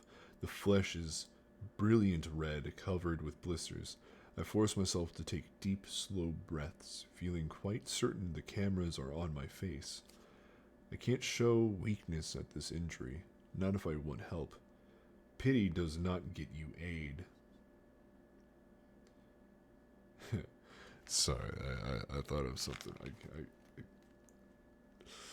Anyway, admiration at your refusal to give in does. I cut the remains of the pant leg off at the knee and examine the injury more closely. The burned area is about the size of my hand. None of the skin is blackened. I think it's not too bad to soak. Gingerly, I stretch out my leg into the pool, propping the heel of my boot on a rock so the leather doesn't get too sodden, and sigh, because this does offer some relief. I know there are herbs, if I could find them, that would speed the healing, but I can't quite call them to mind. Water and time will probably be all I have to work with. Should I be moving? The smoke is slowly clearing, but still too heavy to be healthy. If I do continue away the fire, won't I be walking straight into the weapon of the careers? Besides, every time I lift my leg from the water, the pain rebounds so intensely I have to slide it back in. My hands are slightly less demanding. They can handle small breaks from the pool, so I slowly put my gear back in order. First, I fill my bottle with the pool water, treat it, then, when enough time has passed, begin to rehydrate my body. After a time, I force myself to nibble on a cracker, which helps settle my stomach. I roll up my sleeping bag, except for a few black marks. It's relatively unscathed. My jacket's another matter, stinking and scorched. At least a foot of the back beyond repair. I cut off the damaged area, leaving me with a garment that comes just to the bottom of my ribs. But the hood's intact, and it's far better than nothing. Despite the pain, drowsiness begins to take over. I'd take to a tree and try to rest up, except I'd be too easy to spot. Besides, abandoning my pool seems impossible. I nearly arranged my supplies, even settled my pack on my shoulders, but I can't seem to leave. I spot some water plants with edible roots and make small meal with my last piece of rabbit. Sip water, watch the sun make its slow arc across the sky. Where would I go anyway that is any safer than here? I lean back on my pack, overcome by drowsiness. If the careers want me, let them find me, I think, before drifting into stupor. Let them find me. And find me they do. It's lucky I'm ready to move on, because when I hear the feet, I have less than a minute head start. Evening has begun to fall. The moment I awake, I'm up and running, splashing across the pool, flying into the underbrush. My leg slows me down, but I sense my pursuers are not as speedy as they were before the fire either. I hear their coughs, their raspy voices calling to one another. Still, they are closing in, just like a pack of wild dogs, and so I do what I have done my whole life in such circumstances. I pick a high tree and begin to climb. If running hurt, climbing is agonizing because it requires not only exertion, but direct contact of my hands on the tree bark. I'm fast, though, and by the time they've reached the base of my trunk, I'm 20 feet up. For a moment, we stop and survey one another. I hope they can't hear the pounding of my heart. Uh-oh. This could be it, I think. What chance do I have against them? All 6 are there, the 5 careers and Pita, and my only consolation is they're pretty beat up too. Even so, look at their weapons. Look at their faces, grinning and snarling at me, a sure kill above them. It seems pretty hopeless, but then something else registers. They're bigger and stronger than I am, no doubt, but they're also heavier. There's a reason it's me and not Gale who ventures up to pluck the highest fruit or rob the most remote bird nests. I must weigh at least 50 or 60 pounds less than the smallest career. But now I smile. "How's everything with you?" I call down cheerfully. This takes them aback, but I know the crowd will love it. "Well enough," says the boy from District 2. "Yourself?" "It's been a bit warm for my taste," I say. She can almost 182. I can almost hear the laughter from the Capitol. "The air's better up here. Why don't you come up?" "Think I will," says the same boy. "Here, take this, Cato," says the girl from District 1, and she offers him the silver bow, and sheath of arrows. My bow! My arrows! Just the sight of them makes me so angry I want to scream at myself at the traitor Pita for distracting me from having them. I try to make eye contact with him now, but he seems to be intentionally avoiding my gaze as he polishes his knife with the edge of his shirt. "No," says Kato, pushing away the bow. I'll do better with my sword. I can see the weapon, a short, heavy blade at his belt. I give Kato time to hoist himself into the tree before I begin to climb again. Gale always says I remind him of a squirrel the way I can scurry up even the slenderest limbs. Part of it's my weight, but part of it is practice. You have to know where to place your hands and feet. I'm another 30 feet in the air when I hear the crack and look down to see Kato flailing as he and the branch go down. He hits the ground hard, and I'm hoping he possibly broke his neck when he gets back to his feet, swearing like a fiend. The girl with the arrows, Glimmer, I hear someone call her. Ugh, the names the people in District 1 give their children are so ridiculous. Anyway, Glimmer scales the tree until the branches begin to crack under her feet and then has the good sense to stop. I'm at least 80 feet high now. She tries to shoot me, and it's immediately evident that she is incompetent with a bow. One of the arrows gets lodged in the tree near me, though, and I'm able to seize it. I wave it teasingly above her head, as if this was the sole purpose of retrieving it, when I mean to use it if I ever get the chance. I could kill them, every one of them, if those silver weapons were in my hands. Damn. The careers regroup on the ground, and I can hear them growling conspiratorially amongst themselves. Furious, I have made them look foolish, but twilight has arrived, and their window of attack on me is closing. Finally, I hear Peeta say harshly, "Oh, let her stay up there. It's not like she's going anywhere. We'll deal with her in the morning." Well, he's right about one thing. I'm going nowhere. All the relief from the pool water has gone, leaving me to feel the full potency of my burns. I scoot down to a fork in the tree and clumsily prepare for bed. Put on my jacket, lay out my sleeping bed, belt myself, and try to keep from moaning. The heat of the bag's too much for my leg. I cut a slash in the fabric and hang my calf out in the open air. I drizzle water on the wound, my hands. All my bravado is gone. I'm weak from pain and hunger, but can't bring myself to eat. Even if I can last the night, what will the morning bring? I stare into the foliage, trying to will myself to rest, but the burns forbid it. Birds are settling down for the night, singing lullabies to their young. Night creatures emerge, an owl hoots. The faint scent of a skunk cuts through the smoke. The eyes of some animal peer at me from the neighboring tree. A possum, maybe. Catching the firelight from the career's torches, suddenly I'm up on one elbow. Those are no possum eyes. I know. I know who disturbs their nests and attempt to kill them. That's where the tracker part of the name comes from. Oh. Wait. Oh, no, wait. 183. 185. Oh, wait. Oh, shit. Hold on. There we go. They're glassy reflections too well, in fact.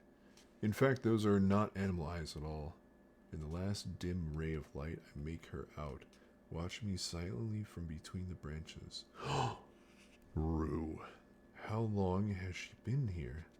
The whole time, probably. Still and unobserved as the action unfolded beneath her. Perhaps she headed up her tree shortly before I did, hearing the pack was so close. For a while we hold each other's gaze, then, without even rustling a leaf, her little hand slides into the open and points something above my head. Oh. Chapter 14. My eyes follow the line of her fingers up into the foliage. Above me, at first, I have no idea what she's pointing to. But then, about 15 feet up, I make out the vague shape in the dimming light. But of what? some sort of animal. It looks about the size of a raccoon, but it hangs from the bottom of a branch, swaying ever so slightly. There's something else. Among the familiar evening sounds of the woods, my ears register a low hum. Then I know. It's a wasp nest. Oh. I kind of like that first chapter of 14 because it could pull off to be the end of chapter 13, but good start on 14. Fear shoots through me, but I have enough sense to keep still. After all, I don't know what kind of wasp lives there. It could be the ordinary leave us alone, we'll leave you alone type. But these are the Hunger Games. This is in the book. And ordinary isn't the norm. More likely, they will be one of the capital's mutations. Tracker Jackers. Like the Jabberjays, these killer wasps were spawned in a lab and strategically placed like landmines around the districts during the war. Larger than regular wasps, they have a distinctive solid gold body and a sting that raises a lump the size of a plum on contact. Most people can't tolerate more than a few stings. Some die at once. If you live, the hallucinations brought on by the venom have actually driven people to madness. And there's another thing. These wasps will hunt down anyone who disturbs their nest and attempt to kill them. That's where the tracker part of the name comes from. After the war, the capital destroyed all the nests surrounding their city, but the ones near the districts were left untouched. Another reminder of our weakness, I suppose, just like the Hunger Games. Another reason to keep inside the fence of District 12. When Gale and I come across a Tracker Jacker nest, we immediately head in the opposite direction. So is that what hangs above me? I look back to Rue for help, but she's melted into a tree. Given my circumstances, I guess it doesn't matter what type of wasp nest it is. I'm wounded and trapped. Darkness has given me a brief reprieve, but by the time the sun rises, the careers will have formulated a plan to kill me. There's no way they could do otherwise after I've made them look so stupid. That nest may be the sole option I have left. If I can drop it down on them, I may be able to escape, but I'll risk my life in the process. Of course, I'll never be able to get in close enough to the actual nest to cut it free. I'll have to saw off the branch at the trunk and send the whole thing down. The serrated portion of my knife should be able to manage that, but can my hands? And will the vibration from the saw raise the swarm? And what if the careers figure out what I'm doing and move their camp? That would defeat the whole purpose. I realize the best chance I'll have to do the sawing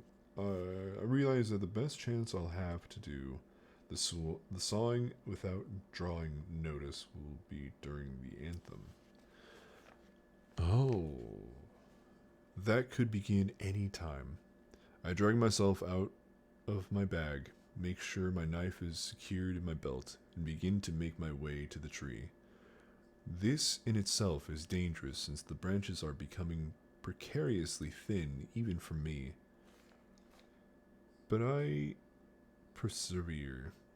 When I reach the limb that supports the nest, the humming becomes more distinctive, but it's still oddly subdued if these are Tracker Jackers. It's the smoke, I think. It sedated them. This was the one defense the rebels found to battle the wasps. The seal of the capital shines above me, and the anthem blares out. It's now or never, I think, and begin to saw. Blisters burst on my right hand as I awkwardly drag the knife back and forth. Once I've got a groove, the work requires less effort, but is almost more than I can handle. I grit my teeth and saw away, occasionally glancing at the sky to register that there are no deaths today. That's all right. The audience will be sated, seeing me injured and treed and the pack below me. But the anthem's running out, and I'm only 3/4 of the way through the wood when the music ends. The sky goes dark, and I'm forced to stop. Now what? I could probably finish off the job by sense of feel, but that may not be the smartest plan. If the wasps are too groggy, if the nest catches on its way down, if I try to escape, this could all be a deadly waste of time. Better, I think, to sneak up here at dawn and send the nest into my enemies. In the faint light of the career's torches, I inch back down to my fork to find the best surprise I've ever had. Sitting on my sleeping bag is a small plastic pot attached to a silver parachute. My first gift from a sponsor. Hamish must have had it sent in during the anthem. The pot easily fits in the palm of my hand. What could it be? Not food, surely. I unscrew the lid and I know by the scent that it's medicine. Cautiously, I probe the surface of the ointment. The throbbing in my fingertip vanishes. Oh, Hamish, I whisper. Thank you. He has not abandoned me, not left me to fend entirely for myself. The cost of this medicine must be astronomical. Probably not one, but many sponsors have contributed to buy this one tiny pot. To me, it is priceless. I dip my 2 fingers in the jar and gently spread the balm over my calf. The effect is almost magical, erasing the pain on contact, leaving a pleasant cooling sensation behind. This is no herbal concoction that my mother grinds up out of woodland plants. It's high-tech medicine brewed up in the capital's labs. When my calf is treated, I rub a thin layer into my hands. After wrapping the pot in the parachute, I nestle it safely away in my pack. Now that the pain has eased, it's all I can do to reposition myself in the bag before I plunge into sleep. A bird perched just a few feet from me alerts me that a new day is dawning. In the gray morning light, I examine my hands. Medicine has transformed all the angry red patches to a soft baby skin pink. My leg still feels inflamed, but the burn was far deeper. I apply another coat of medicine and quietly pack up my gear. Whatever happens, I'm going to have to move, and move fast. I also make myself eat a cracker and strip of beef and drink a few cups of water. Almost nothing stayed in my stomach yesterday, and I'm already starting to feel the effects of hunger. Below me, I can see the career pack and Peta asleep on the ground. By her position, leaning up against the trunk of the tree, I'd guessed Glimmer was supposed to be on guard, but fatigue overcame her. My eyes squint as they try to penetrate the tree next to me, but I can't make out Rue. Since she tipped me off, it only seems fair to warn her. Besides, if I'm going to die today, it's Rue I want to win. Even if it means a little extra food for my family, the idea of Peta being crowned victor is unbearable. I call Rue's name in the hushed whisper, and the eyes appear, wide and alert, at once. She points up to the nest again. I hold up my knife and make a sawing motion. She nods and disappears. There's a rustling in a nearby tree. Then the same noise again, a bit farther off. I realize she's leaping from tree to tree. It's all I can do not to laugh out loud. Is this what she showed the game makers? I imagine her flying around the training equipment, never touching the floor. She should have gotten at least a 10. Rosy streaks are breaking through in the east. I can't afford to wait any longer. Compared to the agony of last night's climb, this one is a cinch. At the tree limb that holds the nest, I position the knife in the groove, and I'm about to draw the teeth across the wood when I see something moving. There, on the nest, the bright golden gleam of a tracker jacker, lazily making its way across the papery gray surface. Uh-oh. No question it's acting a little subdued, but the wasp is up and moving, and that means the others will be out soon as well. Sweat breaks out on the palm of my hand, beating up through the ointment, and I do my best to pat them dry on my shirt. If I don't get through this branch in a matter of seconds, the entire swarm could emerge and attack me. There's no sense in putting it off. I take a deep breath, grip the knife handle, and bear down as hard as I can.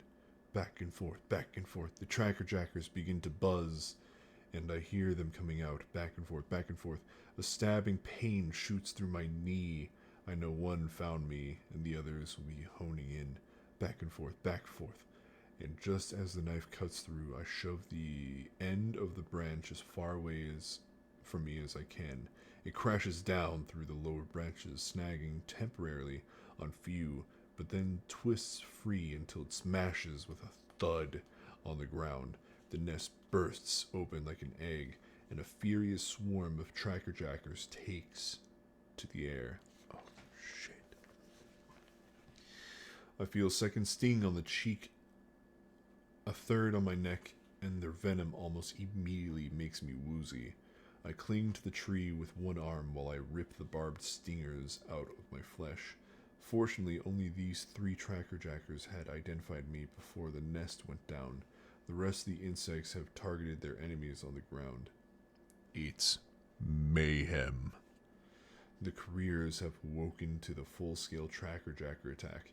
PETA and a few others have the sense to drop everything and bolt. I can hear cries of to the lake, and know they hope to evade the wasp by taking to the water. It must be close if they think they can outdistance the furious insects. Glimmer and another girl, the one from District 4, are not so lucky. They receive multiple stings before they're even out of my view. Glimmer appears to go completely mad, shrieking and trying to bat the wasps off with her bow, which is pointless.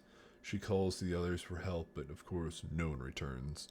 The girl from District 4 staggers out of sight, although I wouldn't bet on her making it to the lake. I watch Glimmer fall, twitch hysterically around on the ground for a few minutes, and then go still. Jeez. The nest is nothing but an empty shell. The wasps have vanished in pursuit of the others.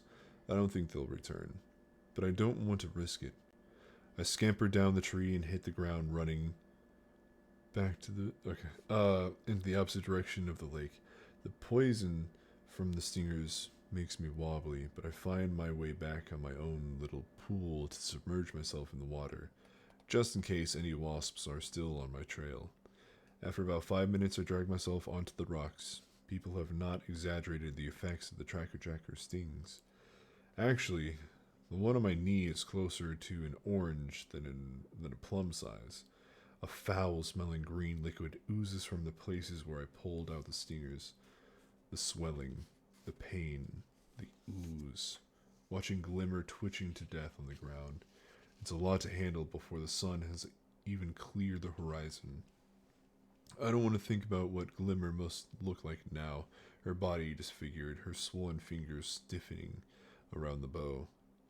The bow! Somewhere in my befuddled mind, one thought connects to another, and I'm on my feet, teetering through the trees back to Glimmer. The bow, the arrows, I must get them. I haven't heard the cannons fire yet, so perhaps Glimmer is in some sort of coma, her heart still struggling against the wasp venom. But once it stops, and the cannon signals her death, a hovercraft will move in and retrieve her body, taking the only bow and sheath of arrows I've seen out in the games for good, and I refuse to let them slip through my fingers again. I reach Glimmer just as the cannons fire. The tracker jackers have vanished. This girl, so breathtakingly beautiful as in her golden dress the night of the interviews, is unrecognizable. Her features eradicated, her limbs 3 times the normal size. The stinger lumps have begun to explode, spewing putrid green liquid around her. I have to break several of what used to be her fingers with a stone to free the bow. The sheath of arrows is pinned under her back. I try to roll her over by pulling on one arm, but the flesh disintegrates in my hands and I fall back on the ground. Is this real?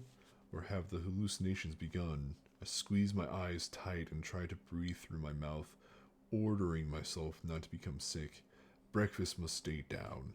It might be days before I can hunt again. A second cannon fires, and I'm guessing the girl from District 4 has just died. I hear the birds fall silent, and then one give the warning call, which means a hovercraft is about to appear. Confused, I think it's for Glimmer, although this doesn't quite make sense because I'm still in the picture, still fighting for the arrows.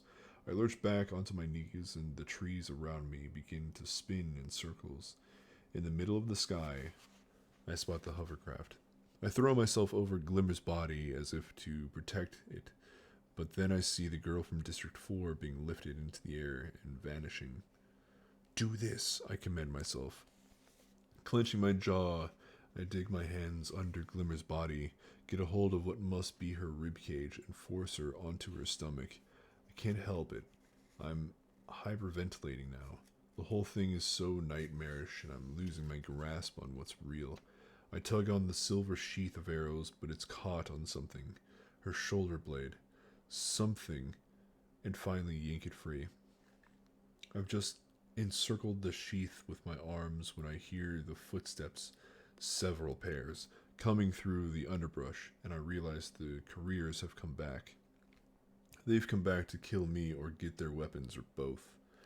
But it's too late to run. I pull a slimy arrow from the sheath and try to position it on the bowstring, but instead of one string I see three, and the stench of the stings is so repulsive I can't do it. I can't do it. I'm helpless as the first hunter crashes through the trees. Spear lifted, poised to throw. The shock on Pita's face makes no sense to me. I wait for the blow. Instead, his arm drops to his side. What are you still doing here? He hisses at me. I stare uncomprehensively as a trickle of water drips off a sting under his ear.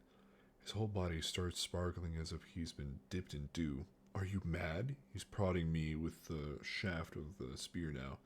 Get up, I rise. But he's still pushing at me. What? What is going on? He's shoving me away from him hard. Run, he screams, run! Behind him, Kato slashes his way through the bushes. He's sparkling wet too, and badly stung under one eye. I catch the gleam of sunlight on his sword and do as Pita says, holding tightly to my bow and arrows, banging into the trees that appear out of nowhere, tripping and falling as I try to keep my balance. Back past my pool and into unfamiliar woods. The world begins to bend in an alarming ways. A butterfly balloons to the size of a house, then shatters into a million stars. Trees transform to blood and splash down over my boots. Ants begin to crawl out of the blisters of my hands, and I can't shake them off. They're climbing up my arms, my neck. Someone's screaming a long high-pitched scream that never breaks for breath. I have a vague idea it might be me. I trip and fall into a small pit lined with tiny orange bubbles that hum like the Tracker Jacker's nest. Tucking my knees up to my chin, I wait for death. Sick and disoriented, I'm able to form only one thought. Pita Malark just saved my life. Then the ants bore into my eyes, and I black out. Holy shit. Okay. The description of the trippiness is insane.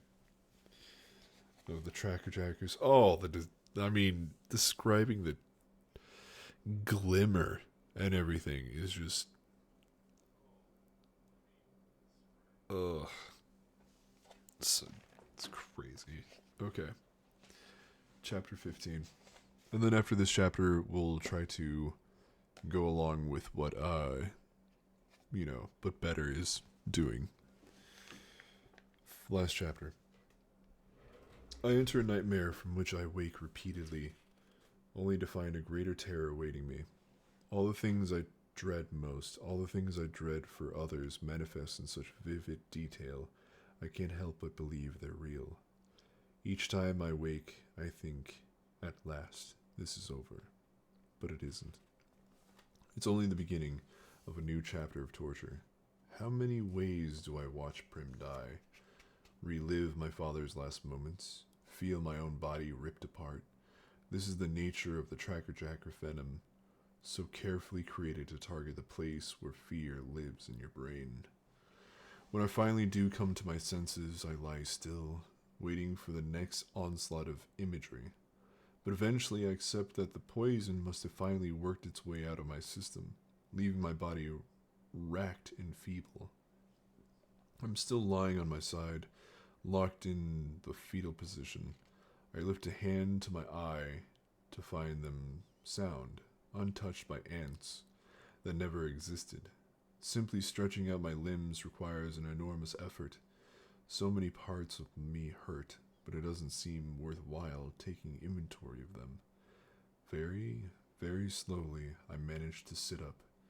I'm in a shallow hole not filled with the humming orange bubbles of my hallucination, but with old dead leaves. My clothing's damp, but I don't know whether pond water, dew, rain, or sweat is the cause. For a long time, all I can do is take tiny sips from my bottle and watch a beetle crawl up the side of a honeysuckle bush. How long have I been out? It was morning when I lost reason.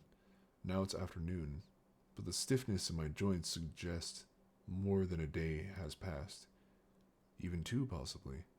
If so, I'll have no way of knowing which tribute survived that Tracker Jacker attack. Not Glimmer or the girl from District 4, but there was the boy from District 1, both tributes from District 2, and PETA. Did they die from the stings? Certainly if they lived, their last days must have been as horrid as my own. And what about Rue? She's so small, it wouldn't take much venom to do her in. But then again, the Tracker Jackers would have had to catch her, and she had a good head start. A foul, rotten taste pervades my mouth, and the water has little effect on it. I drag myself over to the honeysuckle bush and pluck a flower. I gently put the stamen through the blossom and set the drop of nectar on my tongue. The sweetness spreads through my mouth, down my throat, warming my veins with memories of summer and my home woods and Gale's presence beside me. For some reason, our discussion from that last morning comes back to me. We could do it, you know. What? Leave this district, run off, live in the woods, you and I, we could make it. And suddenly, I'm not thinking of Gale, but of PETA. And PETA, he saved my life, I think, because by the time we met up, I couldn't tell what was real and what the Tracker Jacker venom had caused me to imagine. But if he did, and my instincts tell me he did, what for? Is he simply working the lover boy angle he initiated at the interview? Or was he actually trying to protect me? And if he was, what was he doing with those careers in the first place? None of it makes sense. I wonder what Gale made of the incident for a moment, and then I push the whole thing out of my mind because for some reason Gale and PETA do not coexist well together in my thoughts. So I focus on the one really good thing that's happened since I landed in the arena. I have a bow and arrows. A full dozen arrows if you count the one I retrieved in the tree. They bear no trace the noxious green slime that came from Glimmer's body, that's gross, which leads me to believe that might not have been wholly real. But they have a fair amount of dried blood on them. I can clean them later, but I do take a minute to shoot a few into a nearby tree. They're more like the weapons in the training center than my ones at home, but who cares? That I could work with. The weapons give me an entirely new perspective on the games. I know I have tough opponents left to face, but I am no longer merely prey that runs and hides or takes desperate measures. If Kato broke through the trees right now, I wouldn't flee. I'd shoot. I find I'm actually anticipating the moment with pleasure. But first I have to get some strength back in my body. I'm very dehydrated again, and my water supply is dangerously low. The little paddling I was able to put on by gorging myself during prep time in the capital is gone, plus several more pounds as well. My hip bones and ribs are more prominent than I remember them being since those awful months after my father's death. And then there are my wounds to contend with. Burns, cuts, and bruises from smashing into the trees, and 3 tracker jacker stings which are as sore and swollen as ever. I treat my burns with the ointment and tried dabbing a bit on my stings as well, but it has no effect on them. My mother knew a treatment for them, some type of leaf that could draw out the poison, but she seldom had cause to use it. I don't even remember its name, let alone its appearance. Water first, I think. You can hunt along the way now. It's easy to see the direction I came from by the path of destruction my crazed body made through the foliage. So I walk off in the other direction, hoping my enemies still lie locked in this surreal world of trackerjacker venom. I can't move too quickly, my joints reject any abrupt motions, but I establish the slow hunter's tread I use when tracking game. Within a few minutes, I spot a rabbit and make my first kill with the bow and arrow. It's not my usual clean shot through the eye, but I'll take it. After about an hour, I find a stream, shallow but wide, and more than sufficient for my needs. The sun's hot and severe, so while I wait for my water to purify, I strip down to my underclothes and wade into the middle current. I'm filthy from head to toe. I try splashing myself, but eventually just lie down in the water for a few minutes, letting it wash off the suit and blood and skin that has started to peel off my burns. After rinsing out my clothes and hanging them on bushes to dry, I sit on the bank in the sun for a while, untangling my hair with my fingers. My appetite returns and I eat a cracker and a strip of beef. With a handful of moss, I polish the blood from my silver weapons.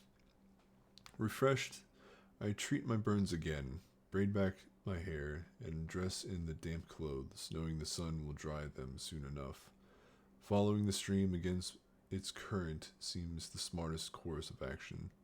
I'm traveling uphill now, which I prefer, with a source of fresh water not only for myself but possible game. I easily take out a strange bird.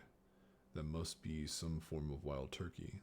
Anyway, it looks plenty edible to me. But late afternoon, I decide to build a small fire to cook the meat, betting that dusk will help conceal the smoke, and I can quench the fire by nightfall. I clean the game, taking extra care with a bird, but there's nothing alarming about it. Once the feathers are plucked, it's no bigger than a chicken, but it's plump and firm. I've just placed the first lot over the coals when I hear the twig snap. Ooh. In one motion, I turn to the sound, bringing the bow and arrow to my shoulder. There's no one there. No one I can see anyway. Then I spot the tip of a child's boot just peeking out behind the trunk of a tree. My shoulders relax and grin. She can move through the woods like a shadow. You have to give her that. How else could she have followed me? The words come out of my mouth before I can stop them. You know, they're not the only ones who can form alliances, I say. For a moment, no response. Then one of Rue's eyes edges around the trunk. You want me for an ally? Why not? You saved me with those tracker jackers. You're smart enough to still be alive. And I can't seem to shake you anyway, I say. She blinks at me, trying to decide. You hungry? I can see her swallow hard, her eyes flickering to the meat. Come on then, I've had 2 kills today. Rue tentatively steps out into the open.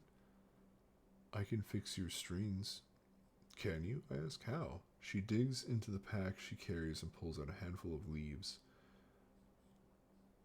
I'm almost certain they're the ones my mother uses. Where'd you find those? Just around. We all carry them when we work in the orchards.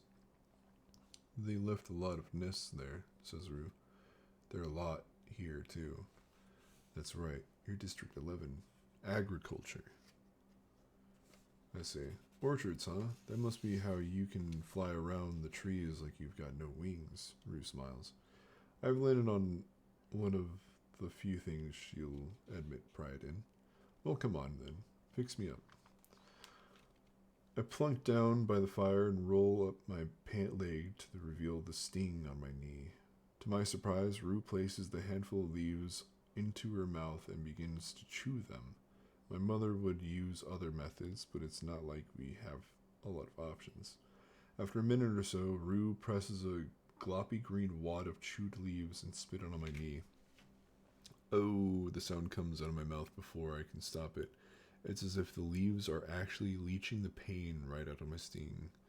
Rue gives a giggle.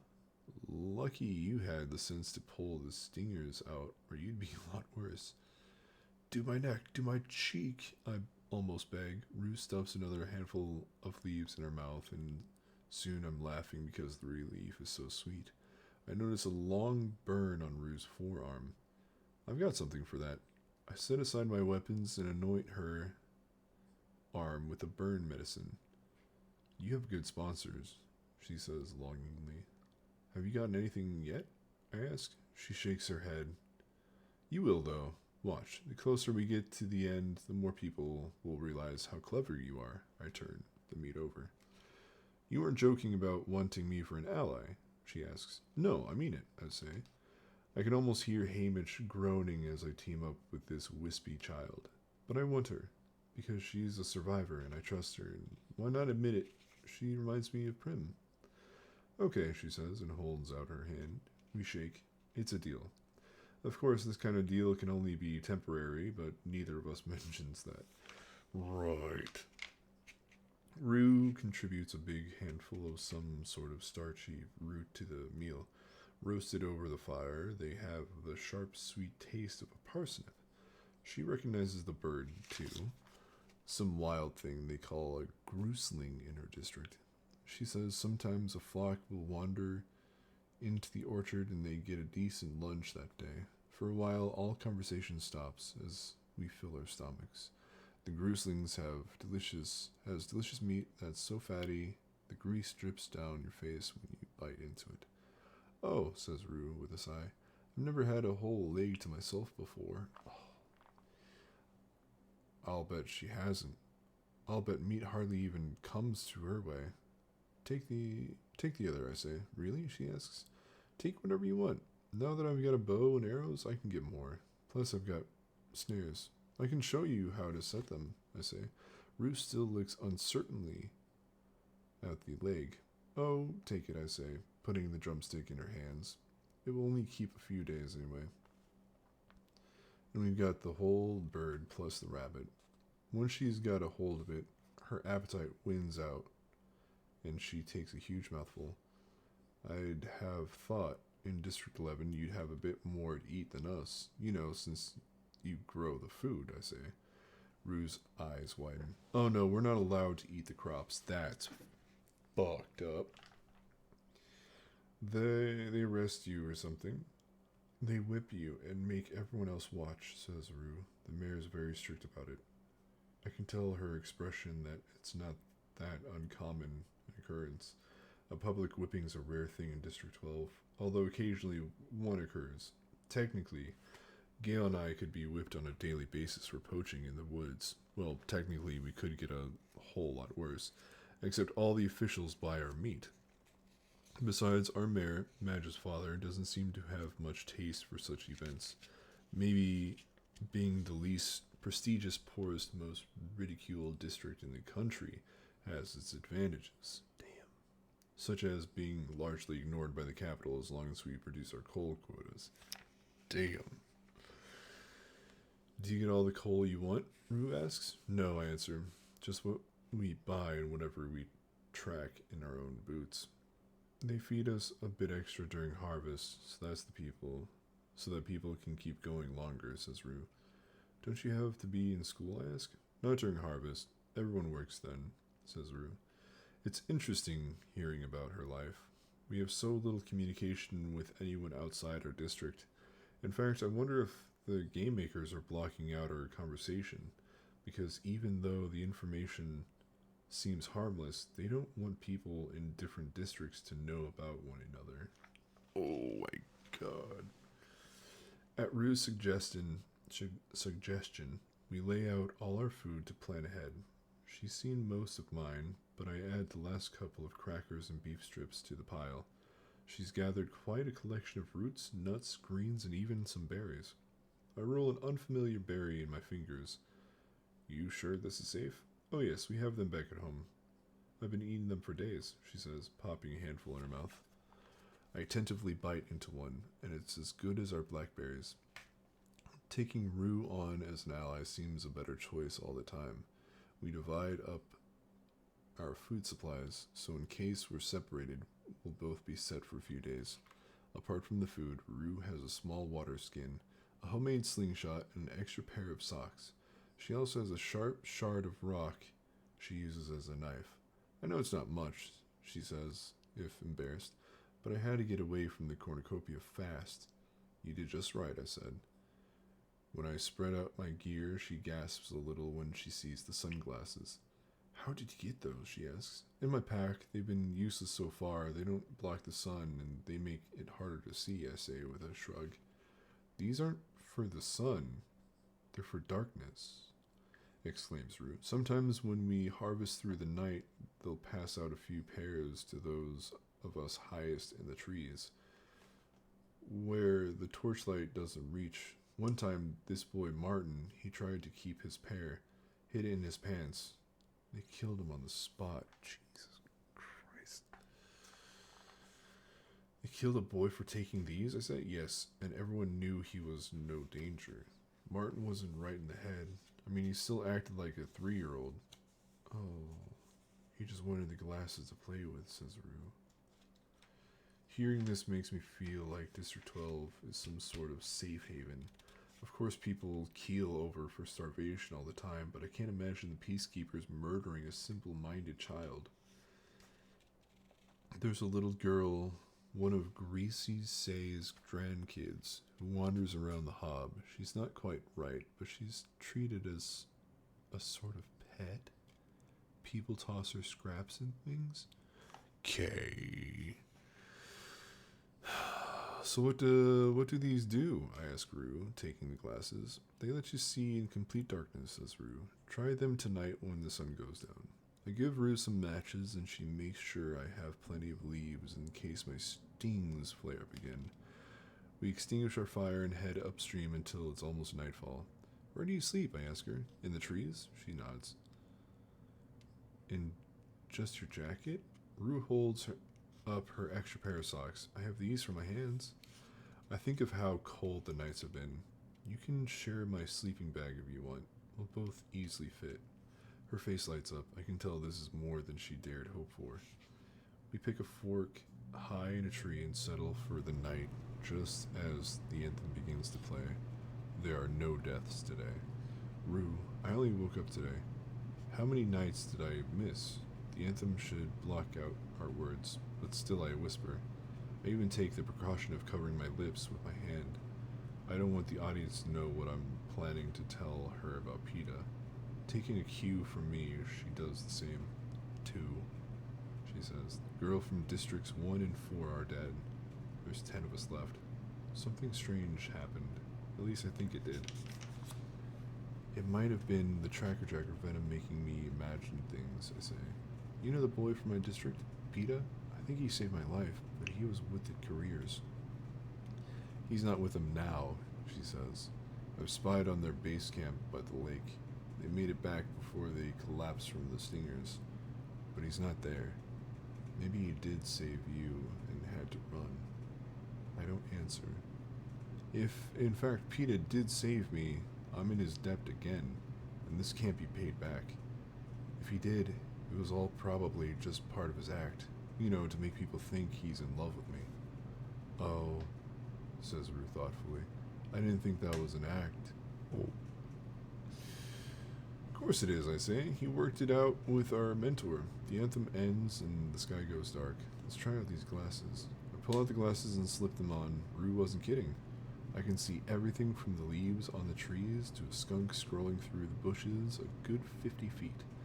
I could kill it from here if I had a mind to. I could kill anyone. Okay, Katniss. I wonder who else got a pair of these, I say. The Careers have 2 pairs, but they've got everything down by the lake, Rue says. And they're so strong. We're strong too, I say. Just in a different way. You are. You can shoot, she says. What can I do? You can feed yourself, can they? Can they? I ask. They don't need to. They have all the supplies, Rue says. Say they didn't. Say the supplies were gone. How long would they last, I say? I mean, it's the Hunger Games, right? But Katniss, they're not hungry, says Rue. No, they're not. That's the problem, I agree. And for the first time, I have a plan. A plan that isn't motivated by the need for flight and evasion. An offensive plan. I think we're going to have to fix that, Rue.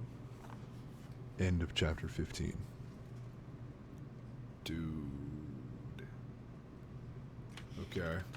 Okay. Not bad, not bad. It looks like we are just slightly past halfway into the book. Nice. Alright, let's continue with the Hunger Games, but better. Yeah, let's see how it goes. There's no way we're getting her all the way up there. She can't. She's gonna starve. Oh, so much for our star-crossed lovers. Trouble in paradise, I see. Thank you. You always think I'm so funny. There's like any other vantage point I can get her from.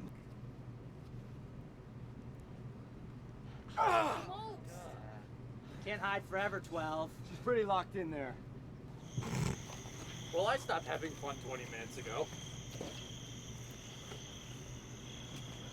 All right, great fire, everyone. Let's hunker down here and hit the hay.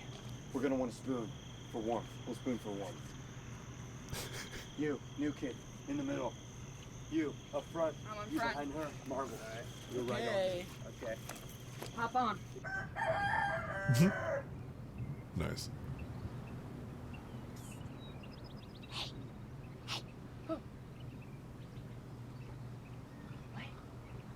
Thing. The hive. Oh, look, you see right here, these are tracker jackers. These are genetically modified hornets that can cause hallucinations, diarrhea, and in some cases, death, if you are stung by these. Let's hope nobody gets stung. Of course they're gonna get stung. I hope so, too. Trying to knock it down. Oh, I guess I'm not paying attention. I'm high as fuck.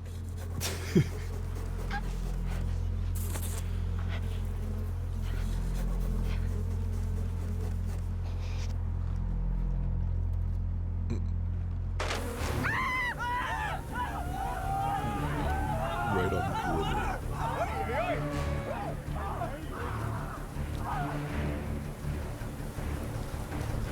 Shoot! Did anyone lose the shoe? Oh, hell yeah.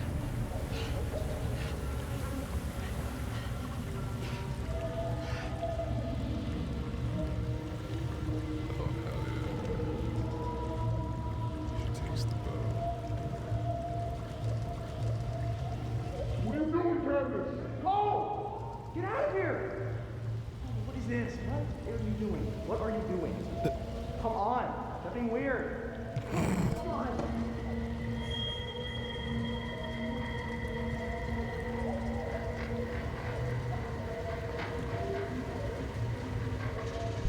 Tracker jackers can produce powerful hallucinations. This is a wig. Don't tell anybody. Love that.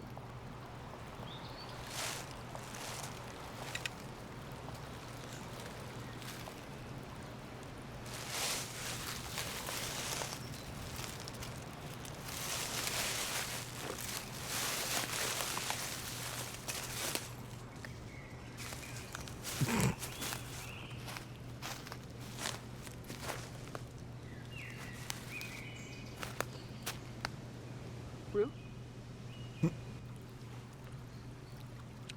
How long was I out? Like 3 weeks. 3 weeks? We've been here a long time. What about everyone else? The girl from 6 and the boy from 8. And the boy from my district? He's okay. Stop. Is all that true? No! Oh, it's not. What about Kato?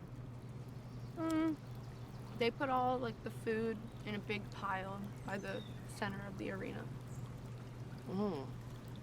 That sounds tempting. Okay, this is going to burn quick, so go to the next one. Okay. I think that is a good stopping point. We're gonna be 26 minutes in. Okay. Yeah, we'll probably. There we go. About 26 minutes. Sick.